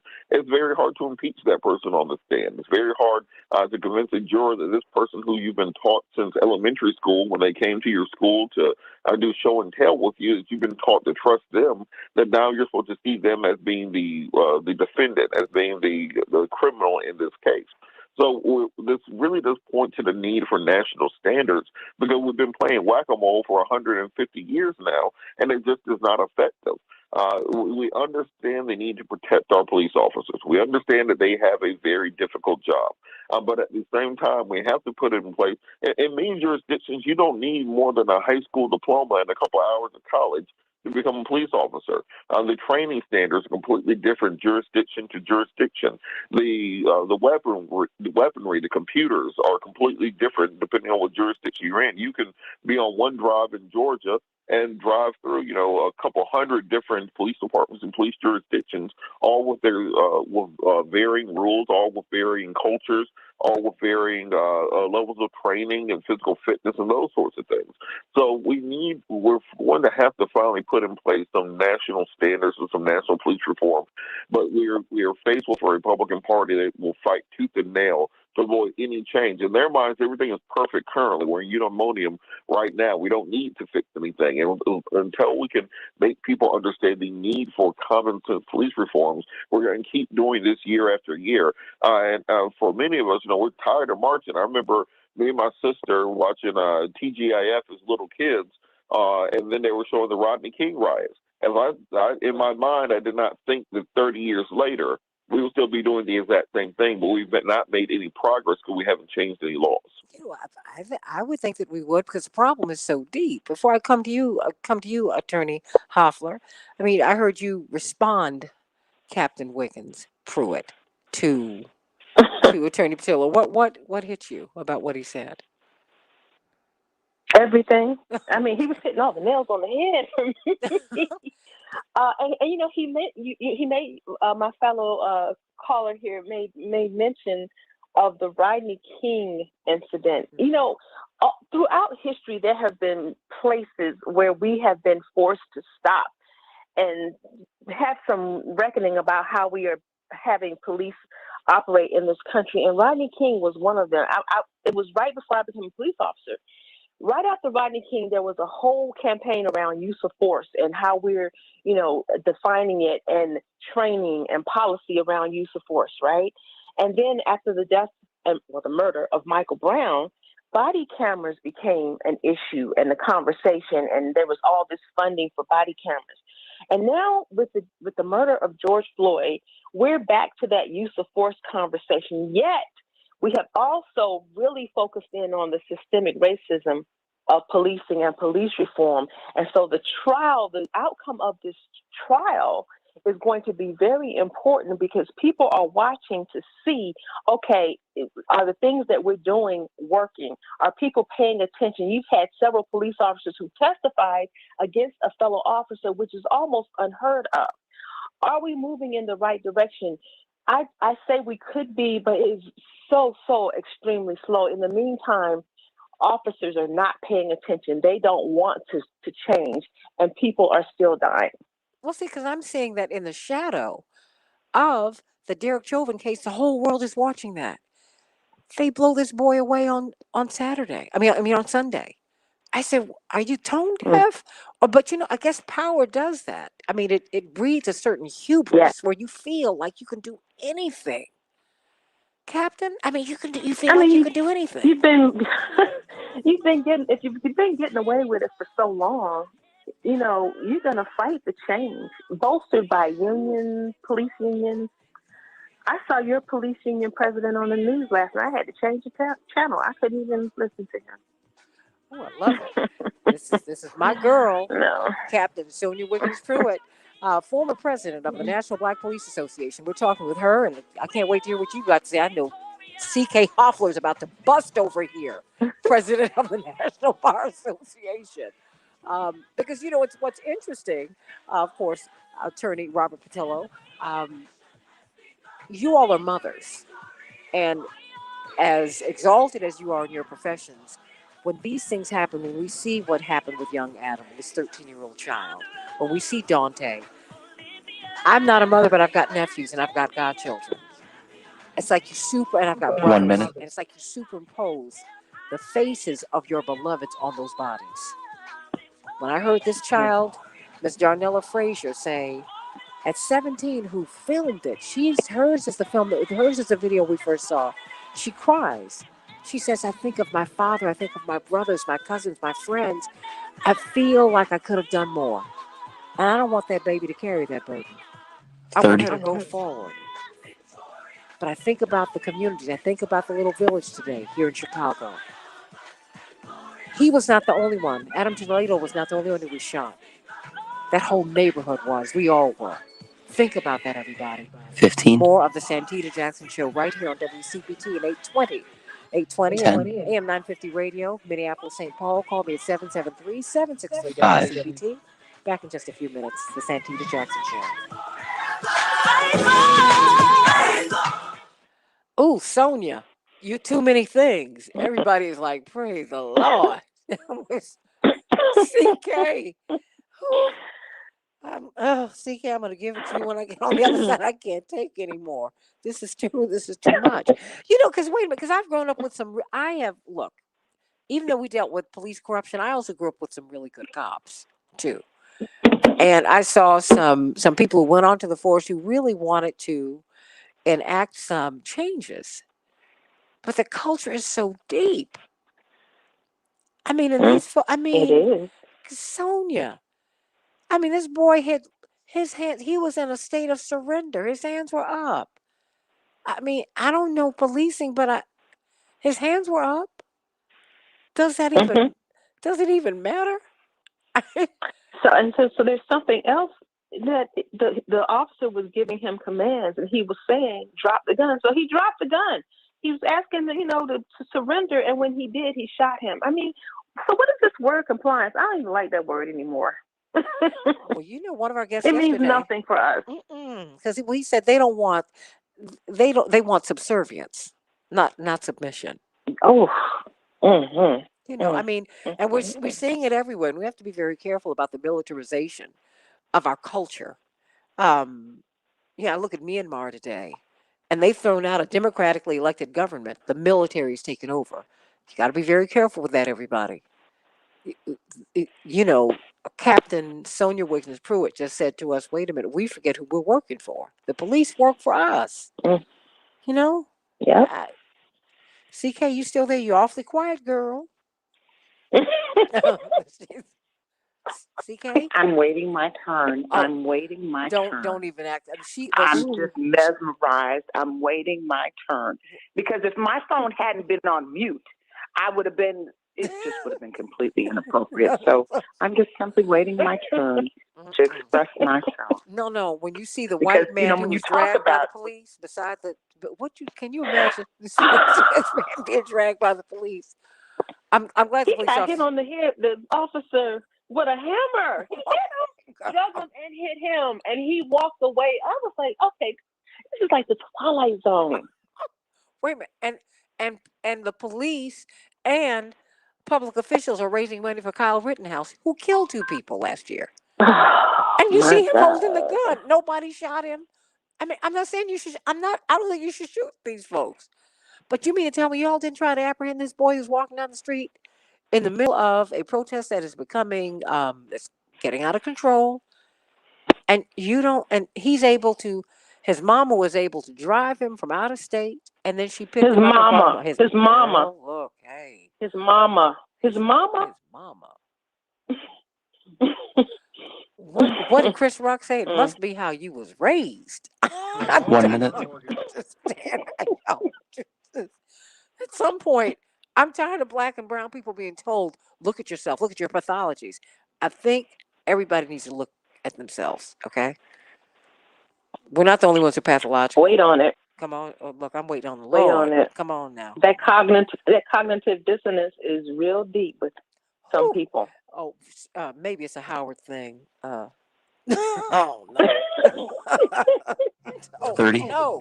I have to tell you, I'm going to give Howard all due respect for who I am. I'm not sure, had I not had that Howard education, how I would have fared inside the police. 15. You know what? You have to talk about that. Hold on. But before CK busts wide open all over the microphone. I know she over there, but I confused. 10. Oh, I'm so glad I'm you're obedient. with me. 5. My turn. Girl, don't just pay waiting. any attention. She's about to go. Vicky, I heard all Stand by. the here.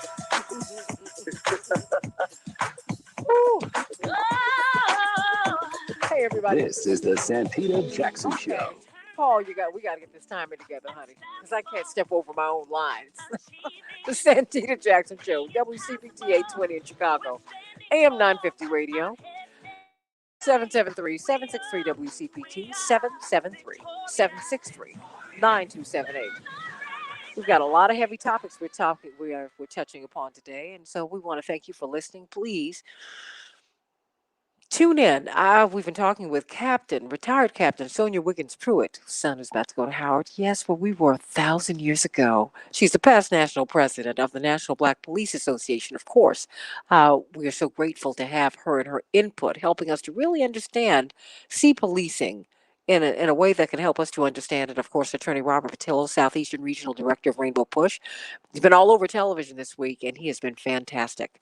And of course, you want to hear his radio show on WAOK 1380 in Atlanta on Sunday from 1 to 4 Eastern Standard Time. And of course, WAOK host Attorney C.K. Hoffler every Tuesday at 11 a.m. Eastern Standard Time, the president of the National Bar Association and chair of Rainbow Push, I will say that. Okay, what have you been hearing? I know you've been holding.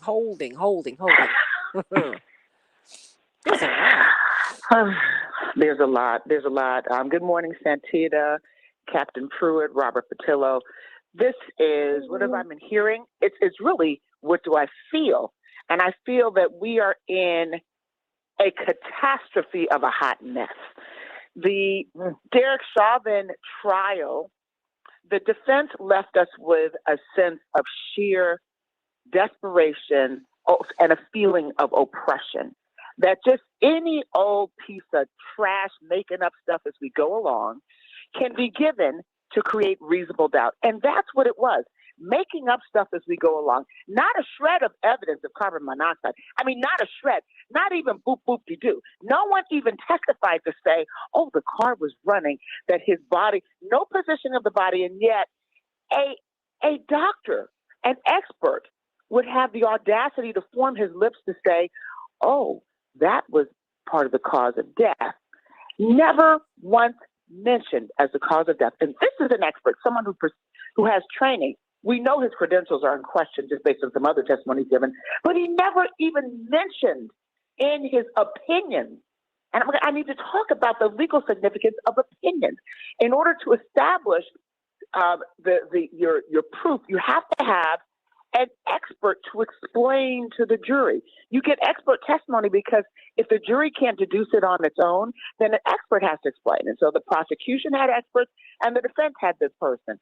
So there is weight given to the testimony of an expert because they presumably know what they're talking about. I felt like we were being treated like we were Bobo the Clown. Had to be Bobo the Clown because only Bobo the Clown would listen to and give credence or credibility to an expert who said absolutely nothing about that knee to the throat for 9 minutes and 29 seconds. So a Bobo the Clown defense, but a Bobo the Clown defense that could resonate with some of those jurors.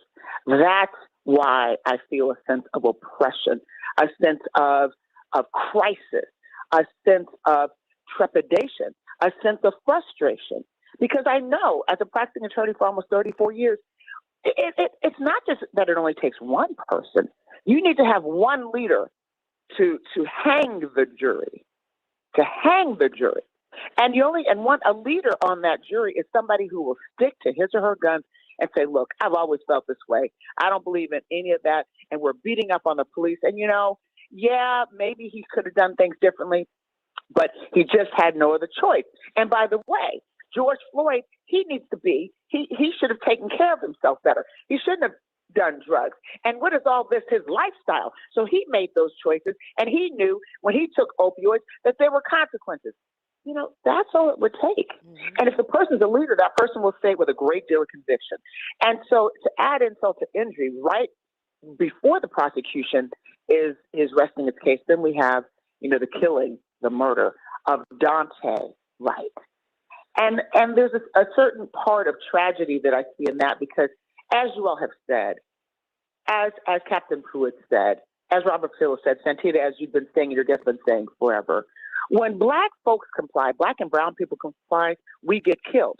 When we don't comply, we get killed. If we halfway comply, we get killed. If we think about complying, we get killed. If we just blink, we get killed. If we have something dangling from our mirror, we get killed. If we say hello, we get killed. If we don't say hello, we get killed. If we lay on the ground, we get killed. The bottom line is we get killed no matter what we do. That's the problem. That's the problem. Because this young man was complying. But of course, when he thought, what they don't talk about is everything that led up to the shooting, what he was surrounded by. He was on the phone talking to his mother. Oh my goodness, does this resonate with me? Does this resonate with me, with my 18-year-old 2 years younger than him? Because I could see my children calling, Mom, can we just, confirm? And bam, that's it. That's it. So, yeah, I'm feeling some kind of way this morning, Santita. I'm feeling some kind of way. And these are Black and brown people. That young man, that 13-year-old baby, he was engaged in bad activity. Let's just put it there. We know that. We are not excusing that. But when he complied, they said, drop the gun, drop the gun. He complied, boom, shoot to kill. As if dropping the gun so we can kill you. Because if you have the gun, you might try to, we don't know. That might confuse things, but we want to have a clear shot and kill you where it counts, where it hurts. When you have your arms up, where you can't go anywhere, and we have guns shooting. We want to make sure that you are killed and that you are dead because we don't want it to be where we just injure you. That is the state of policing in this country. We need to pass the George Floyd Justice and Policing Act. It's comprehensive. It deals with police immunity. It deals with all of the issues in all these cases. But that's not going to be good enough. Even if we have a federal law, people in states will, just still act crazy as much. We have to have widespread reform, even in the states in compliance. We have to start voting for people who we know are standing in line with acts of murder on Black and brown people every single day. We are voting these people into office. We are electing them. Our taxpayer money are going towards funding their pensions and paying their salaries.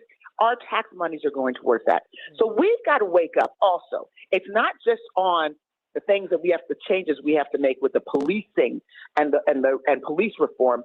It's as a community, as people in this country, as American citizens who have every right to be here, we have to also change our narrative and what we will accept. And I know we've been fighting in the courts. We've got to escalate that. And I keep on talking about this tripartite approach in the courts, federal, from a legislative standpoint, and in the streets with the grassroots effort. So I'm just beside myself because, guess what? Next week, there's going to be 2 or 3 more killings. Now, we had a mass shooting. You don't even have to tell me what color. Why? In the middle of the night. But I don't know this, and I'm not making an improper statement. I just don't know the race of the person. But I bet dollars to donuts if it was a Black man, it was a Hispanic man, the narrative would have been. Well, first of all, you would have heard that first. Man. No, you would have heard that first. Right, a Black man shot. Right, right. And he wouldn't we have know killed it's not himself. Black and Hispanic. Somebody would have killed him. Wouldn't have killed himself. Okay. Right. So all the above. Sonja. Someone. Okay. Yeah, no. Stay right here because see, there's a difference here. Because I'm hearing a lot of people, and I hear them, Captain. Because it seems to me there's a lot of policing that is subjective. You all have a lot of latitude with people on the ground, right? And I've seen it, and I appreciate that kind of policing where, my mother went all the way across some lanes. She was just as wrong. And so when we got to where we were going, the police officers that saw old Miss Jackson, who's almost 80 now, and they were like, Miss Jackson, and they followed us. Are you okay? Because we knew from your place, we knew who you were. Well, we know you. And I went to school with your son, Johnny. Okay? So I just wanted to make sure you were okay. Oh, my mother, I was just in a rush, and she was talking to somebody. She might have been reading one of us, The Riot Act, which she does regularly, and she was upset. she was trying to get to Costco. I get it. But they were just doing that to old Miss Jackson. But I'm saying when the police know you, Sonja, Captain Sonja Wiggins Pruitt, they treat you a little differently. Isn't that? Is that? Or am I wrong here? That depends on who you are. I'm not sure I would have gotten that kind of grace because some folks know me. But let me just say, the police are trained. We're not. I keep including myself as though I'm still the police. The police are not trained to acknowledge and recognize humanity in others. The police are trained that the police get to go home every day. There's this phrase you probably heard, rather be judged by 12 and carried by 6. That's part of the indoctrination of your training, that you are so ultimately important and that it's dangerous out there and it's us against them and we're going home. But the police are not trained to recognize that everybody gets to go home. That when you stop that car, that the person in the car could be your son or your daughter or your mom or your brother. That's just somebody else. That's them. That's other. And when you objectify people, then it makes it very, very easy to treat them in certain ways, to over-police them, to abuse them. I'm not a psychologist. I just have a master's degree in psychology.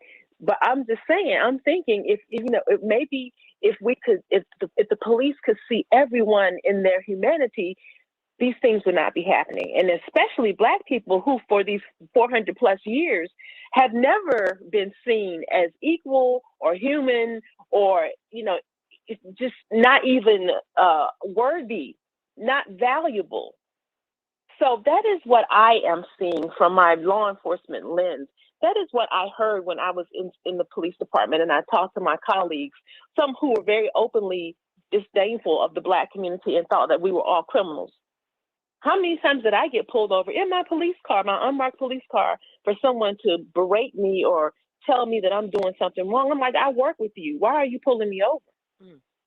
So there is a deep issue here, and I agree with all of this. I can't. I'm over here. I wanted to scream and raise my hands in the air and say, "Amen." When I hear my sister talking about where we are in this country and how much work we have to do. Well, that's why you all are here today. Because this is, we need to have these conversations. People need to know that you exist, Captain Sonja Wiggins Pruitt. People need to know that you, I'm serious. Well, I have to keep calling you Captain Sonja Wiggins Pruitt. I mean, because I'm trying to give you your props. And people need to know, no, you've worked for this. No, you've worked for this. Now, we're girls off the air, but you've worked for this. And I want people to know that there's some people who have another kind of approach to policing. And that we need to get in this moment, we need to move from where we are to where we ought to be. We should not have slave patrols anymore. That should be ended. But let me get some of these callers in because they want to say something to you. Rory up in Minneapolis. How you doing? I'm doing great. How are you this morning? Sending you much love up there. How are you? What a great show. First off, I got turned on to you by a family member. I've been listening and watching. I try to flip you on in the morning. Today is too much. You got too much showing me. First of all, I want to talk about therapy. I've been going to therapy since I was 10 years old. And now I'm 63. I sent my daughter to therapy. I would suggest to our audience, I'll use the term blessed to have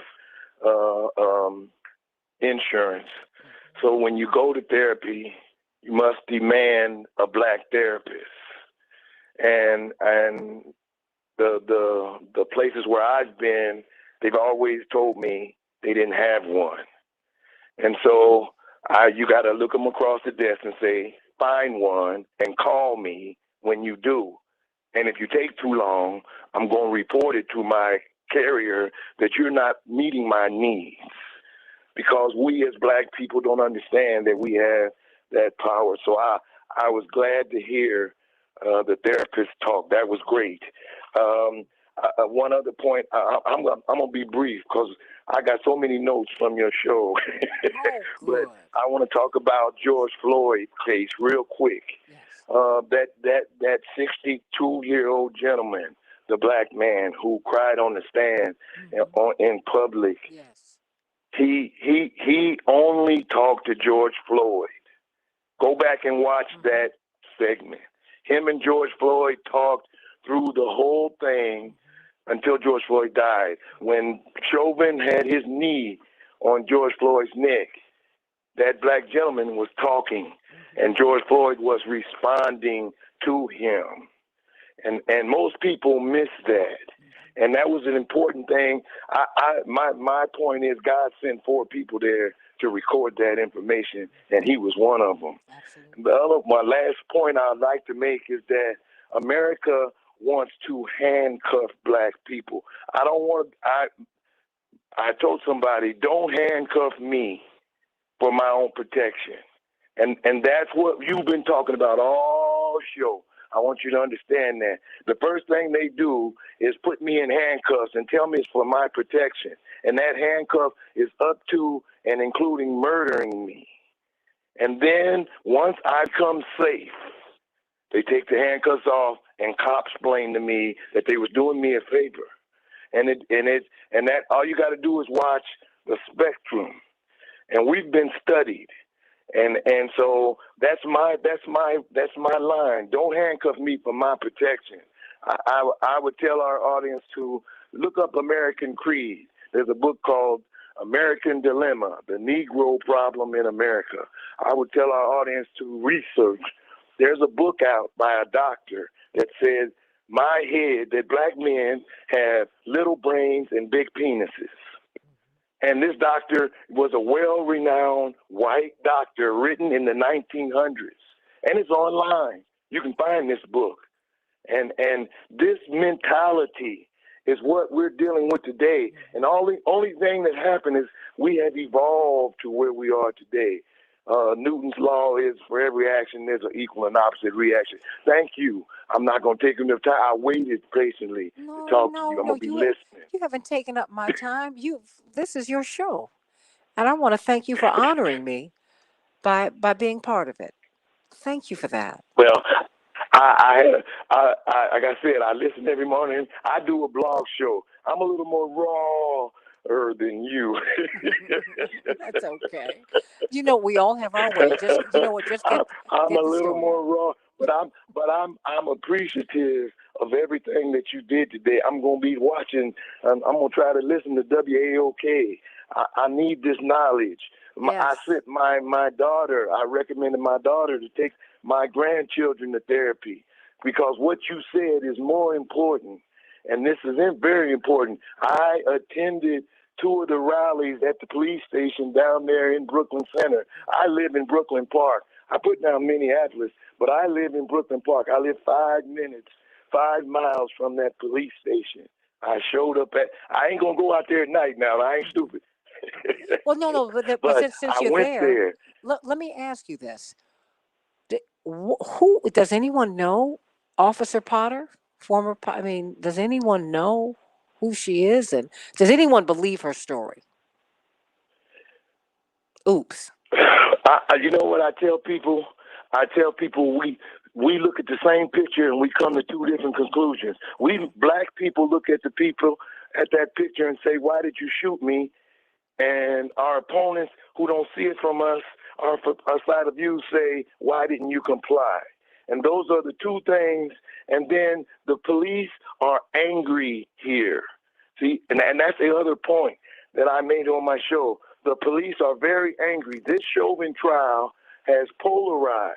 And even I'm glad you let me talk. They have militarized our city. We have, at this very moment, Humvees rolling through our communities, blocking off exits and stopping cars and questioning people.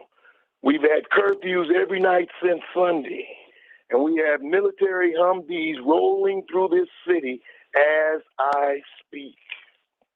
Spike Moss has been on talking about that. Reverend McAfee's been on talking about that. And I want to thank you for that because it is creating tension and not a creative tension. Stay right there. You know what? Let me bring up Daniel from Manchester, New Hampshire. Daniel, you wanted to respond to Ted? Yeah, I'm sorry. Let me turn my truck off. So, Ted, but be nice to him. Just be gracious. I'm trying. I know. I think I'm on live and you can't bleep me out, so I'll do the best I can. 2 things can be true at the same time. All right. So mass shootings are a tragedy. Absolutely. It needs to be addressed.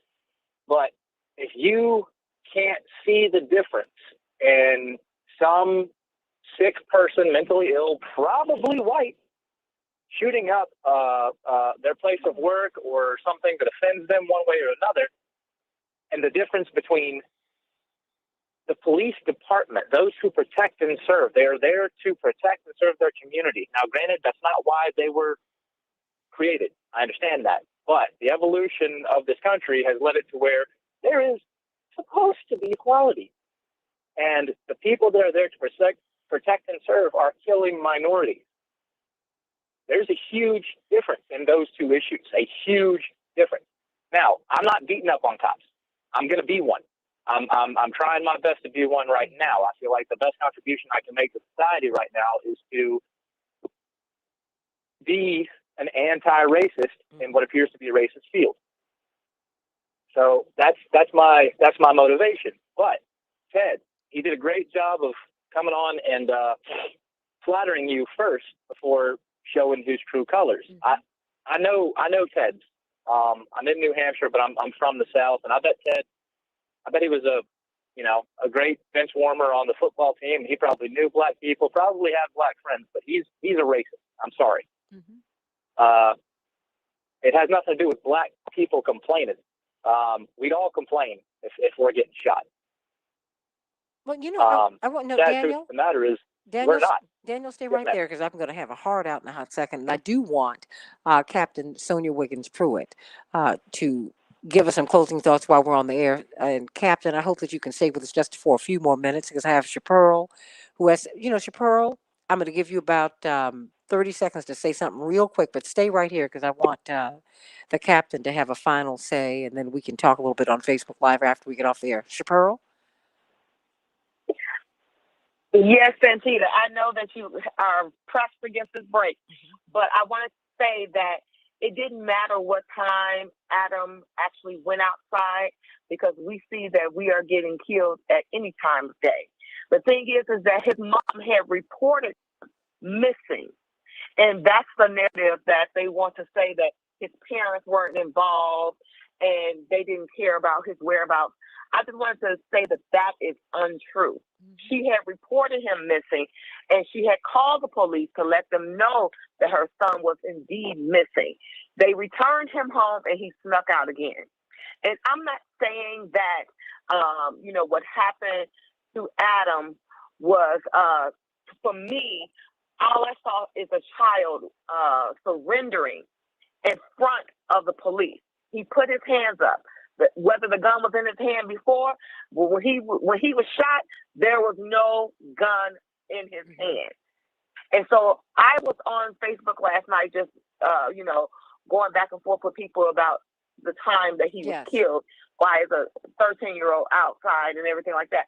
And I said it didn't matter because we're getting killed and murdered every time of the day. Well, hold that thought, because you know what, Captain Sonja Wiggins Pruitt, it seems that when you comply, you die. And it brings to mind a term that my brother Jonathan brought to my attention. I'd never heard of it before. Have you ever heard of Draptomania, anyone? It is a mental illness. When enslaved black people wanted to escape captivity, they were called Draptomaniacs. Something's wrong with you. You got a mental illness because you don't want to be a slave. The last minute belongs to you. Yeah. So I what I want to do is validate what your caller just talked about in this way. Children. 1 minute. Children all over this world are doing crazy stuff, doing things that, we don't approve of. Being 13. That's what they're doing, being 13, making mistakes. And so why are our children held to a different mistake standard? Because I tell you, I worked in Bethesda, in Potomac, and it was some 13-year-olds doing some stuff, okay? 30. And so I don't fall for this. Why was he outside? Why are white children outside at 13 years old at 2 o'clock in the morning? In Bethesda and Potomac, where their parents have the beer for the underage children and the liquor. That's right. And let the drugs in the house. That's right. Don't get it twisted. We've been there. We understand. That's right. Don't make it about our kids. 5. Stay right there. Stay right there. I'm up against this break, but hold on, because we're going to talk about this on Facebook Live. You don't want to leave yet. Everybody have a great weekend. I'll see you on Keep Up Alive with Reverend Jesse Jackson on Sunday from 7 to 9 Central Standard Time, 8 to 10 a.m. Eastern Standard Time. I love you all. Stay right here. We're going to get some closing thoughts from Captain Sonja Wiggins Pruitt and Attorney Robert Patilla and, of course, Attorney C.K. Hoffman. And Chapearl's still here. Back in just a minute. Stay right there. Love you, everybody. Have a great weekend. Love you. Love you. Okay, Sonja, keep making your point. Captain. Oh, gosh. That was my point. I'm just, it just never stops. The criminalization and demonization of us, as though we're the only people in the world who do certain things. Really? I mean, our no, children. I haven't seen it all. Yeah, our children. Like our children are some kind of hot mess. Well, no, I would not say that. He was 13. And He was running with the wrong dude. That's crazy. Yes, CK? Was that Chaparral or CK? Or whoever? Yeah, that was me. I'm still here. That was Chaparral. Okay. But Santita, I do have to run. Okay, hold on, Chaparral. CK, you want to make your point before you go? Yes, I do have to run. All I want to say is we have got to really sit in prayer while this jury deliberates next week. Because the outcome is going to change the fabric of how we go forward with policing, period, one way or the other. And we have to brace ourselves potentially for insurrections. That's different than protests. An insurrection is kind of what we saw on January 6th of 2021. So we just need to brace ourselves for that. And because if he is convicted, we will have to brace ourselves for an insurrection potentially. The policing unions are very strong. And there are people who believe that this is, George Floyd should have died, just period. Yeah, That's they it. do. They do believe that. So, I mean, that's so why we have that's to why I wanted to brace hear ourselves. Ted out, even as I pushed back, because I'm very clear that there is a thinking out here. There is someone on that jury who believes that George Floyd murdered himself. Right. Somebody believes that. Now, hold on. No, because I heard the defense. It wasn't a flashy defense, but it was a very methodical one. It was. And Santita, thank you for this conversation this morning. Unfortunately, I have to run, but thank you. And I will talk to you soon. Absolutely. And thank you so much, Captain Pruitt and Robert Patillo and everyone else. Let's get her involved Let's get her involved in some of your National Bar Association conversations. She really is absolutely. so brilliant. I was already there. We have a conference coming up. It's an international conference where we're looking at the global impact of these issues. And I'd love to invite Captain Pruitt to be on one of our panels where we're discussing these issues globally. She should be. She should be on a global I'll be there. Let me know. No, I'm gonna. I'll get your information to Santita. Absolutely, because she should be on a global stage talking about this. We need to hear from her now more than ever. I agree. Absolutely. I agree. All right. Have Bye-bye. a great Love day you. and weekend. Now Okay, hold bye-bye. on. Stay right there, Sonja. Excuse me, Captain Pruitt. Chaparral, what were you about to say? Chaparral's about to jump through the phone lines. And let me. To be fair, there's a podcast in the Intercept, Captain Pruitt, about Chaparral, about the murder of her son, and we believe there was police involvement. She was this passionate before all of that happened. She had a wonderful, wonderful son, and Courtney's still doing great work from the other side for all of us. But when you hear her passion, I just think it's important for you to understand that, there is a story. Chaparral? Yes. Yes, Santita, thank you so much. And, every day we're working as parents and survivors of those who have been killed by police or during police interactions. We are working to keep their memory and name alive every single day. So when I think about the family of Dante Wright, I think about George Floyd. When I think about Adam's family, I think about the pain that they're going through publicly, because I've been there. I've had to go in front of the cameras on the day that my son was killed, suppress that pain, and talk to protect the imaging of my son. And so that's what we're seeing these parents navigate. So yesterday I was watching and I was just so angered by the head of the FOP in Chicago trying to demonize this 13-year-old child on national TV. And the thing is that they feel that they keep on saying that the cops only had 1/8 of a second. And I always push back on that. Because like I said, I was debating yesterday with several people on Facebook. I said the cop chose that 1.8 seconds. He could have given him more time to clearly see that his hands was up and the gun was down. The cop chose that shortness of time. And my thing is that what I want the public to understand is that once the hands are up, now the cop has failed to comply with CPD policy, because you can't shoot them. Even if they have a gun present, even the gun on the floor, if they are surrendering You can't execute them. So when I heard that Adam's family attorney say this was the execution, that's exactly what it was. Because they did not give him enough time to fully surrender.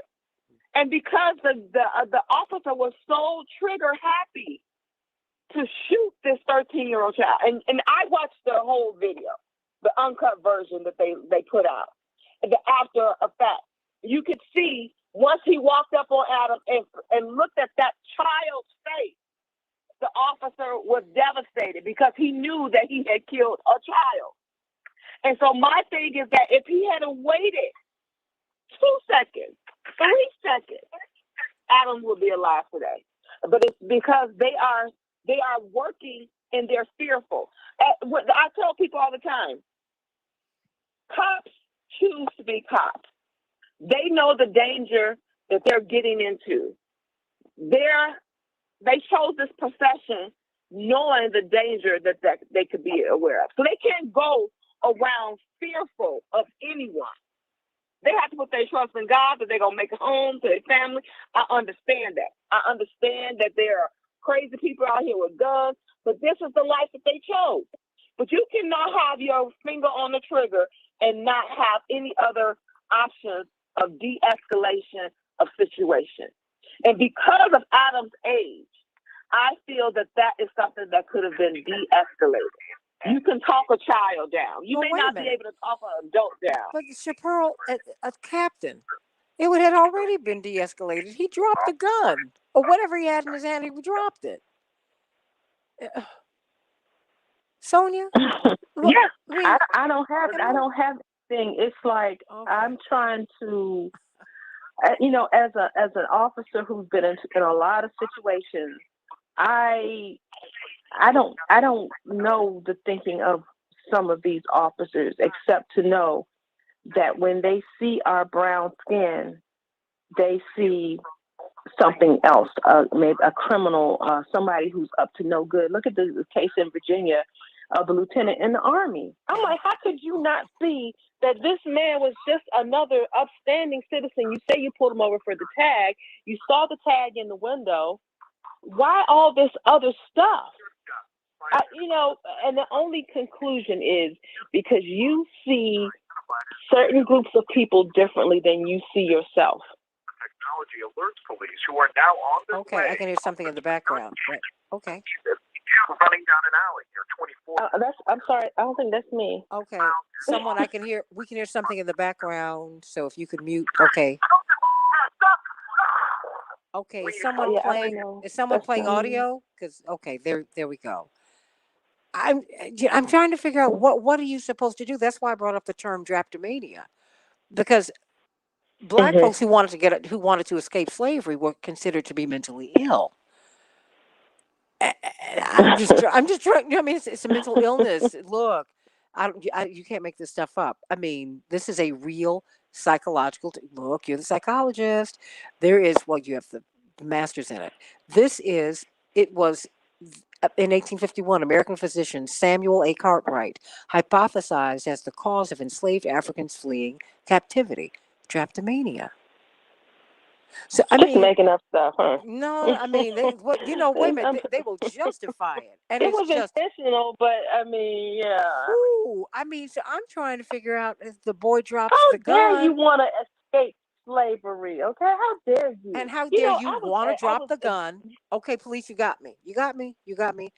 I mean, as if you're not going to be bad enough. My mother's going to be worse. I mean, in fact, I'd rather you deal with me than my mama. Coming from the homes that we come from. And I'm trying to figure out how. And you could see, Chaparral, are you still there? Yes, I'm here. You could see this officer's devastation, Captain. You could see it. You saw him trying to. Okay, so we're back. Oh, help me. We're back to the question of why this panic.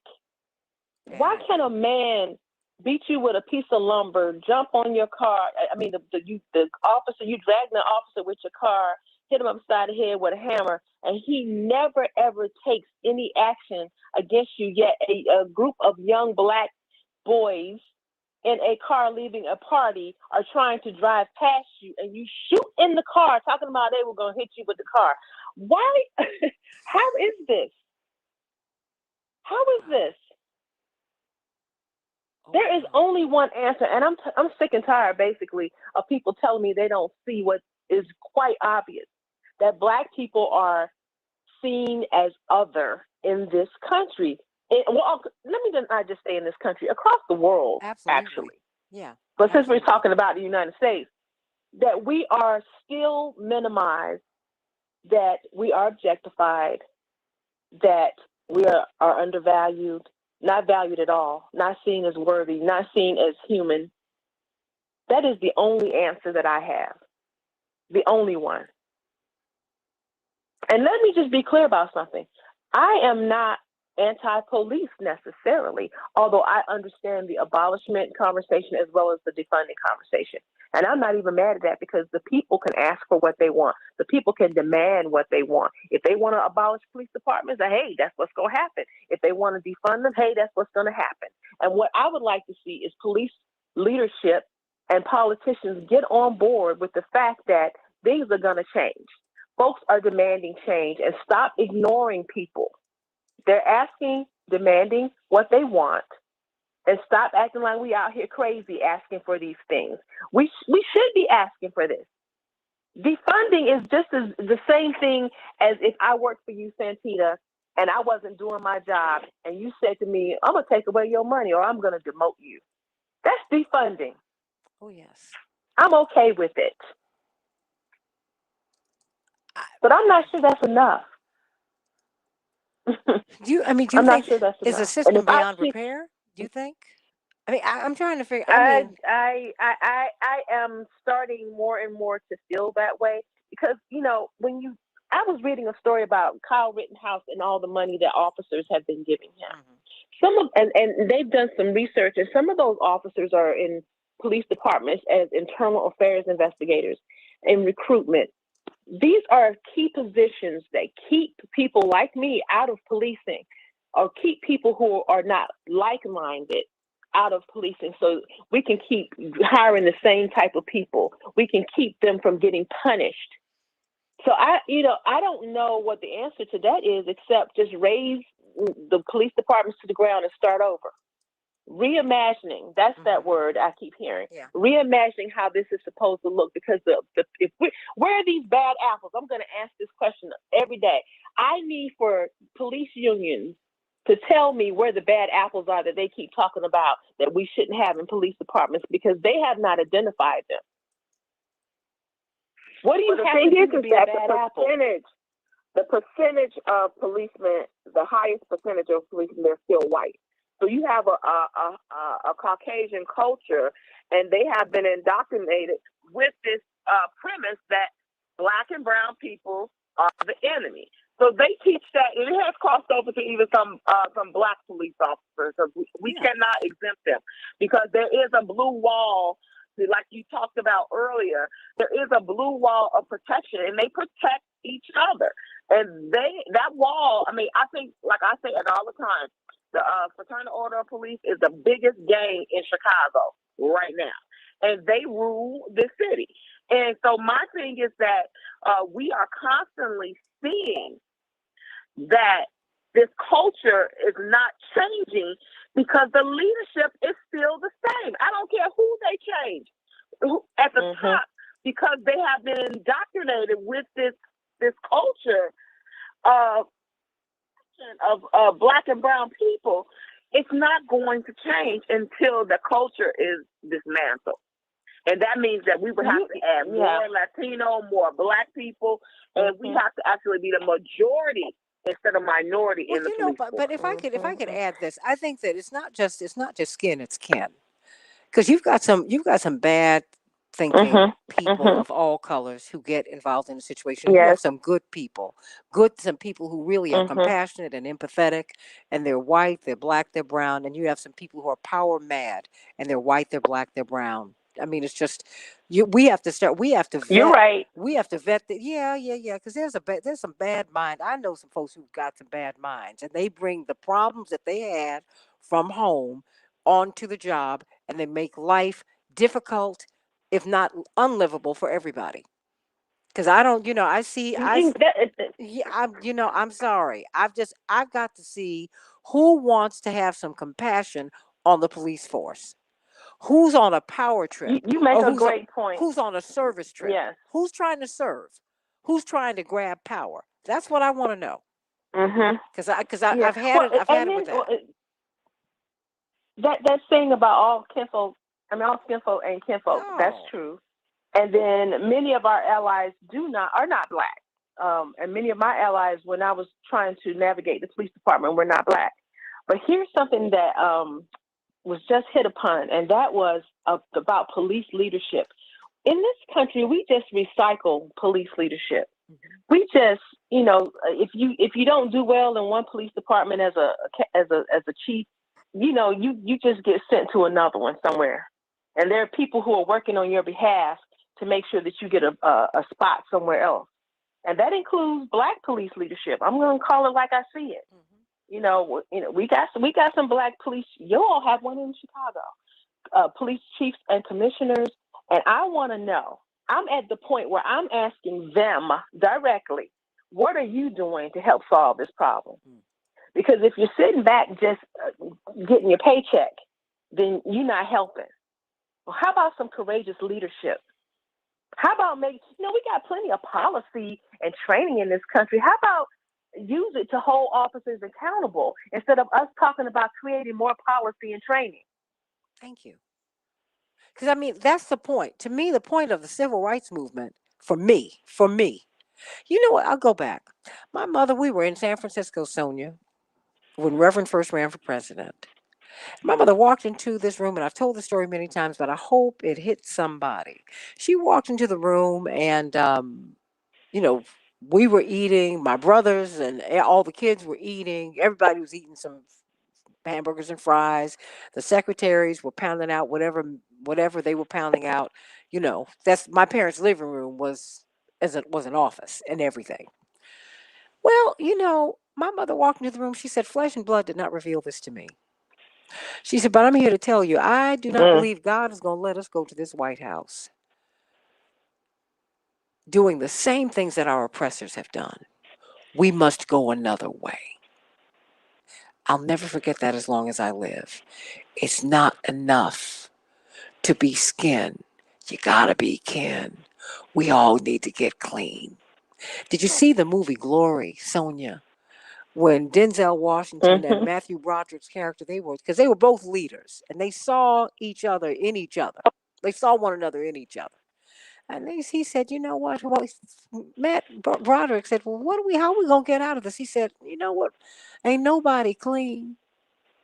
So I think we're all gonna have to ante up like men and work this thing out. Honest. That movie, that was more than 30 years ago, girl. And that makes so much sense to me now. It made sense to me then, but as when you keep on living, you see some things. Because I'm tired of folks who go into situations, whatever their color, and they use their position to lord over people and not serve people. And I am tired of this notion that you've spoken to, Sonja, that we need to be perfect. You what? And you get Dylan Roof a hamburger. The goalpost keeps moving. Girl keeps moving. Yeah. Oh yeah. Yep. Forever moving goalpost. So what? Robert, are you still there? I know Robert's going to want to have you on his show. He is great. Robert was like, "Okay, they just." Well, we're sitting up here on Facebook Live now, but I'm all good with it because I'm just here to tell you. It has meant so much to have you here today for so many reasons. I'm so proud of you and the work that you've done, Sonja. I'm so proud of you. Thank you. I appreciate it. I'm like, wow, this is so great. But I want to use this platform to to really for us to move things along, because that's why I'm very anxious to connect you and Attorney Hoffler, because you need to be on her platform, and which is a really big one, so that people can know that you exist. And because we gotta have you need to be part of this conversation, and you need to be leading it.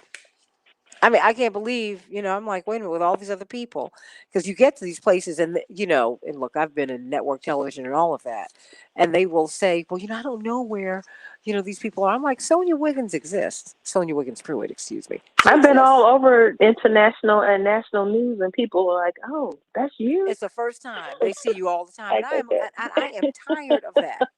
I'm like, no, I want this audience to hear you today.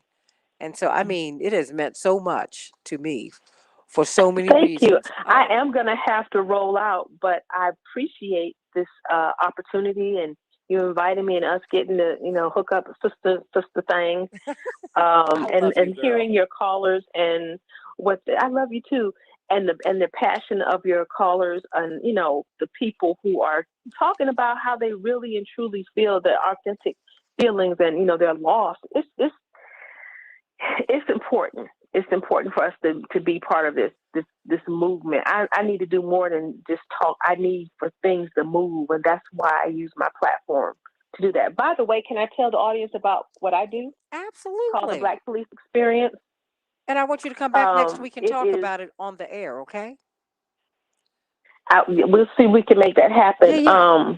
It is a adventure whereby we, myself and my partners, use our platforms to educate the community about the intersection of policing and race, particularly the Black community in this country, because people really don't know some things, especially other Black officers. There's some Black officers who really don't understand, what people like me are talking about, unfortunately. So we got to teach folks, and we got to teach people about their rights. Not just can you search my car, but where did these things come from? The Supreme Court cases, and why they can ask you out of your car. Why can they stop you for a tag light? That sort of thing. Well, you know what? Let me know what your schedule is looking like next week, because to me that's a clinic, really. Because most of us, we don't know our rights. We don't. And we need to know, and clearly the Army lieutenant, he knew his rights. Well, he had another sense of entitlement, but he also knew, and I mean that in a good way, but he also knew that he was in danger. That's why he said, no, I'm not going to be in the dark. I'm going to go to a well-lit place, and we will get down in the well-lit place, because I know where this is going, right? So what he didn't know was that they could ask him out of his car, and they could. And there's Supreme Court case that supports that. And it's overused, it's overutilized, and it's abused. I thought that what he did the best was that he de-escalated the situation on his end. He never got excited. He never raised his voice. He was very calm. And that may have saved his life. Well, you know what? Let me know when you can come back, please. Okay, we'll talk on this. Yeah. On the, you let me know. You let me know. Is Chappelle still there? Okay. Is she making noise?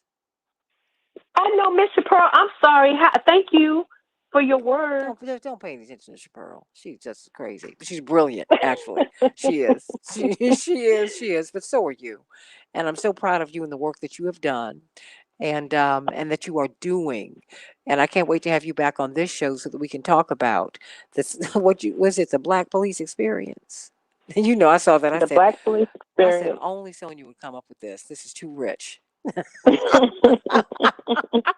love it, but you know what? That's right. You're making it very relatable, and it is an experience, and we need to know. We need to know what our rights are. We need to know, and we need to be walked through just literally how you do this, how you de-escalate, there's just a whole lot of pieces.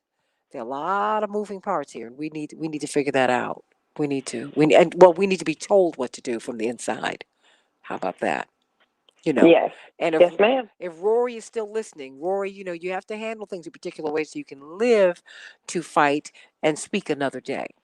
Okay, so always remember Yes, that. indeed. So just I can't get upset with my caller who was buttering me up, and I was clear on that, but that was okay. Because I wanted him to be heard. Because you know what, that's my audience too.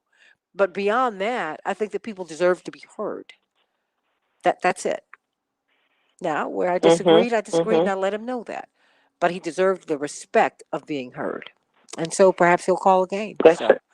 I love you, Sonja. Captain I love you Sonja too. Wiggins Pruitt. Love you too, sis. Yes, my sister. So let's chat. Let's chat. Let's talk this weekend because I'm around. I'm working this weekend, but I'm here. Okay. I am here. And thank you. Thank you so much. Thanks everyone in the audience. Appreciate you. Oh, isn't she the best? I'm so proud of her. Yay! We were in the same dormitory, you all. Yes. Yes. Remember we used to make biscuits in the hallway? Thank you, Jan Buckner. Yes. With her toaster oven. Hold up. Okay, real quick.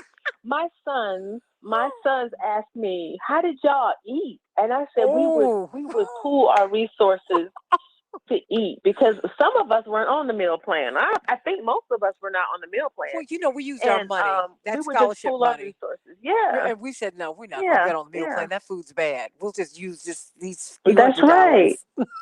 Yeah, we were very creative. Yes. Yes. And wait a minute. And when it would snow, yes, we would go to the store and everybody loaded up their refrigerators and we just went from room to room. Hey, you got some ham? Mm-hmm. Do you have some? Remember Connie and her government cheese? Mm-hmm. Oh my gosh! So Connie, it was a wonderful time. It was a wonderful time. It was a wonderful time.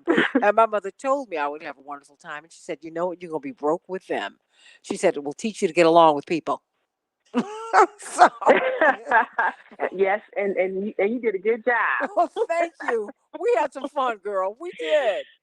We did. Yes. We had some fun. And then you'd go to the microwave, and because they had a little place where you could get the best sandwich was a ham and cheese sandwich, but they'd always run out because everybody wants a ham and cheese sandwich. I remember those. Come on, girl. I used to like those little biscuits. Yes. Those little sausage The sausage biscuits. In the pack.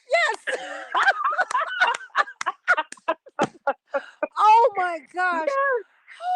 Those sausage biscuits, girl. But you couldn't if you overcooked them, that they would be hard as rocks. So you had to kind of get it just right because the instructions were. Who know what we were eating? And then people are hesitant about the shot because they don't know what's in it. I'm like, well, what was in those sausage biscuits that we were eating? Girl, okay, let me get off the phone. Thank you, girl. I love you because that's what it was. It was like all this food that we ate, all these hormones and whatnot we have up in us. Oh gosh, it's terrible. Oh, girl, but we'll talk. Have a wonderful, wonderful rest of your day, and I will talk to you about next week. Absolutely, yes. I'm looking forward to it. Forward to it. All right, sweetie. Bye. Bye. Take care. God bless you. Do I have anybody else on the phone with me? Rory or Daniel? Anybody? I think I've let everybody go. Okay. John and Terry and Adrian and Bab and Bernard. I see you all on my screen right now. Andre, how you doing? I've been thinking about Aunt Irene. Andre, if you watch the CNN special on the People versus the Klan, of course that took place. This young black man who was lynched in Mobile. I think it was in 1981. There was a picture of Aunt Irene marching with Reverend Jackson. Now, Irene Ware was one of the legends she will always be one of the legends in radio. One of 5 or 6 people all across the United States who was able to break a gospel record that has turned it into a hit. And she was one of the most powerful persons in all of radio, black woman.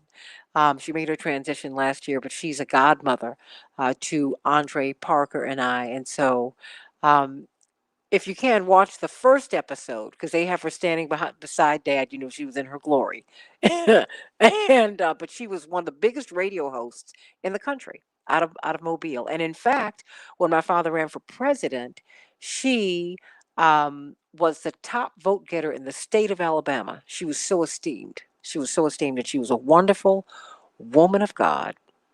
Woman of God, woman of God. And thanks for taking your call. You are just sweet. And I want to thank you. Thank you. Thank you. And I hope that you'll tell more people about us up in Minneapolis, St. Paul, because I want the show to be of service to you in Minneapolis, St. Paul. I really, really do. And in Brooklyn Center and all over. We want those who are unvoiced to have a voice.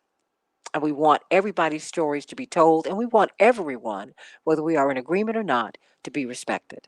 That's all I require, is that people be respected and be respectful. That's why, when Daniel, bless his heart, was going to respond to my beloved, I forget his name just at the moment.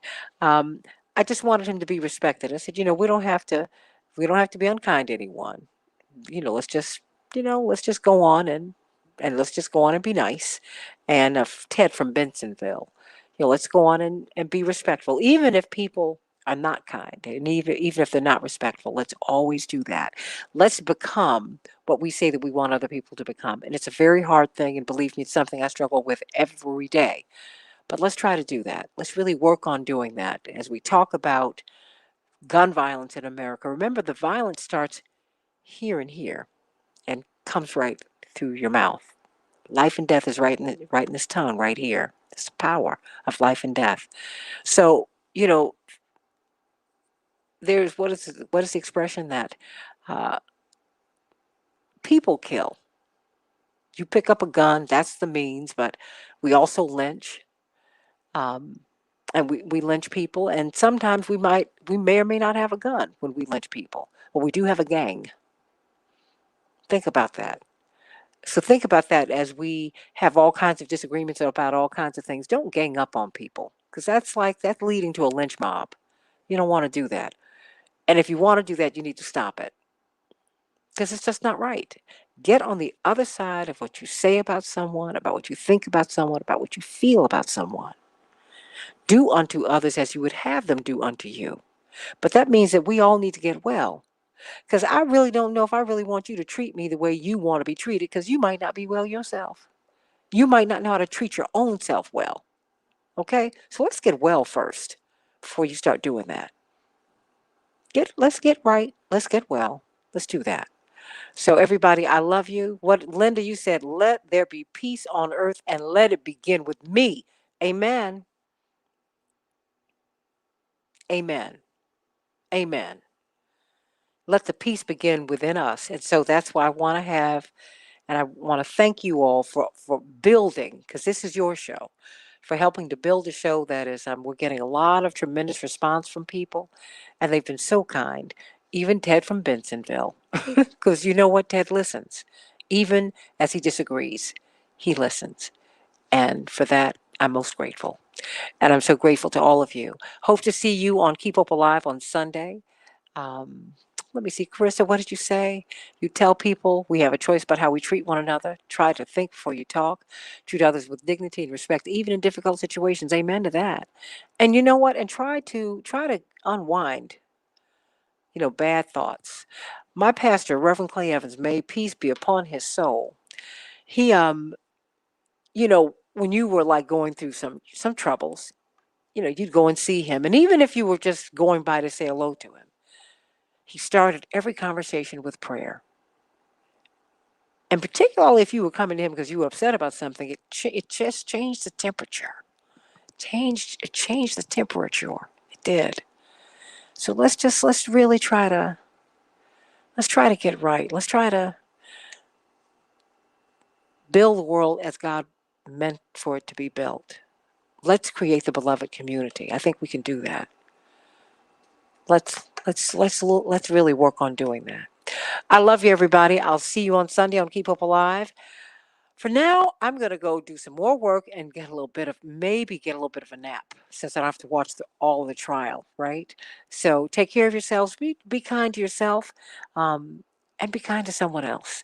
And as Aunt Irene used to say, Andre, make sure you tell someone you love that you love them and mean it. I love you, everybody. See you on Sunday, and then again, Lord willing, on Monday. Bye-bye.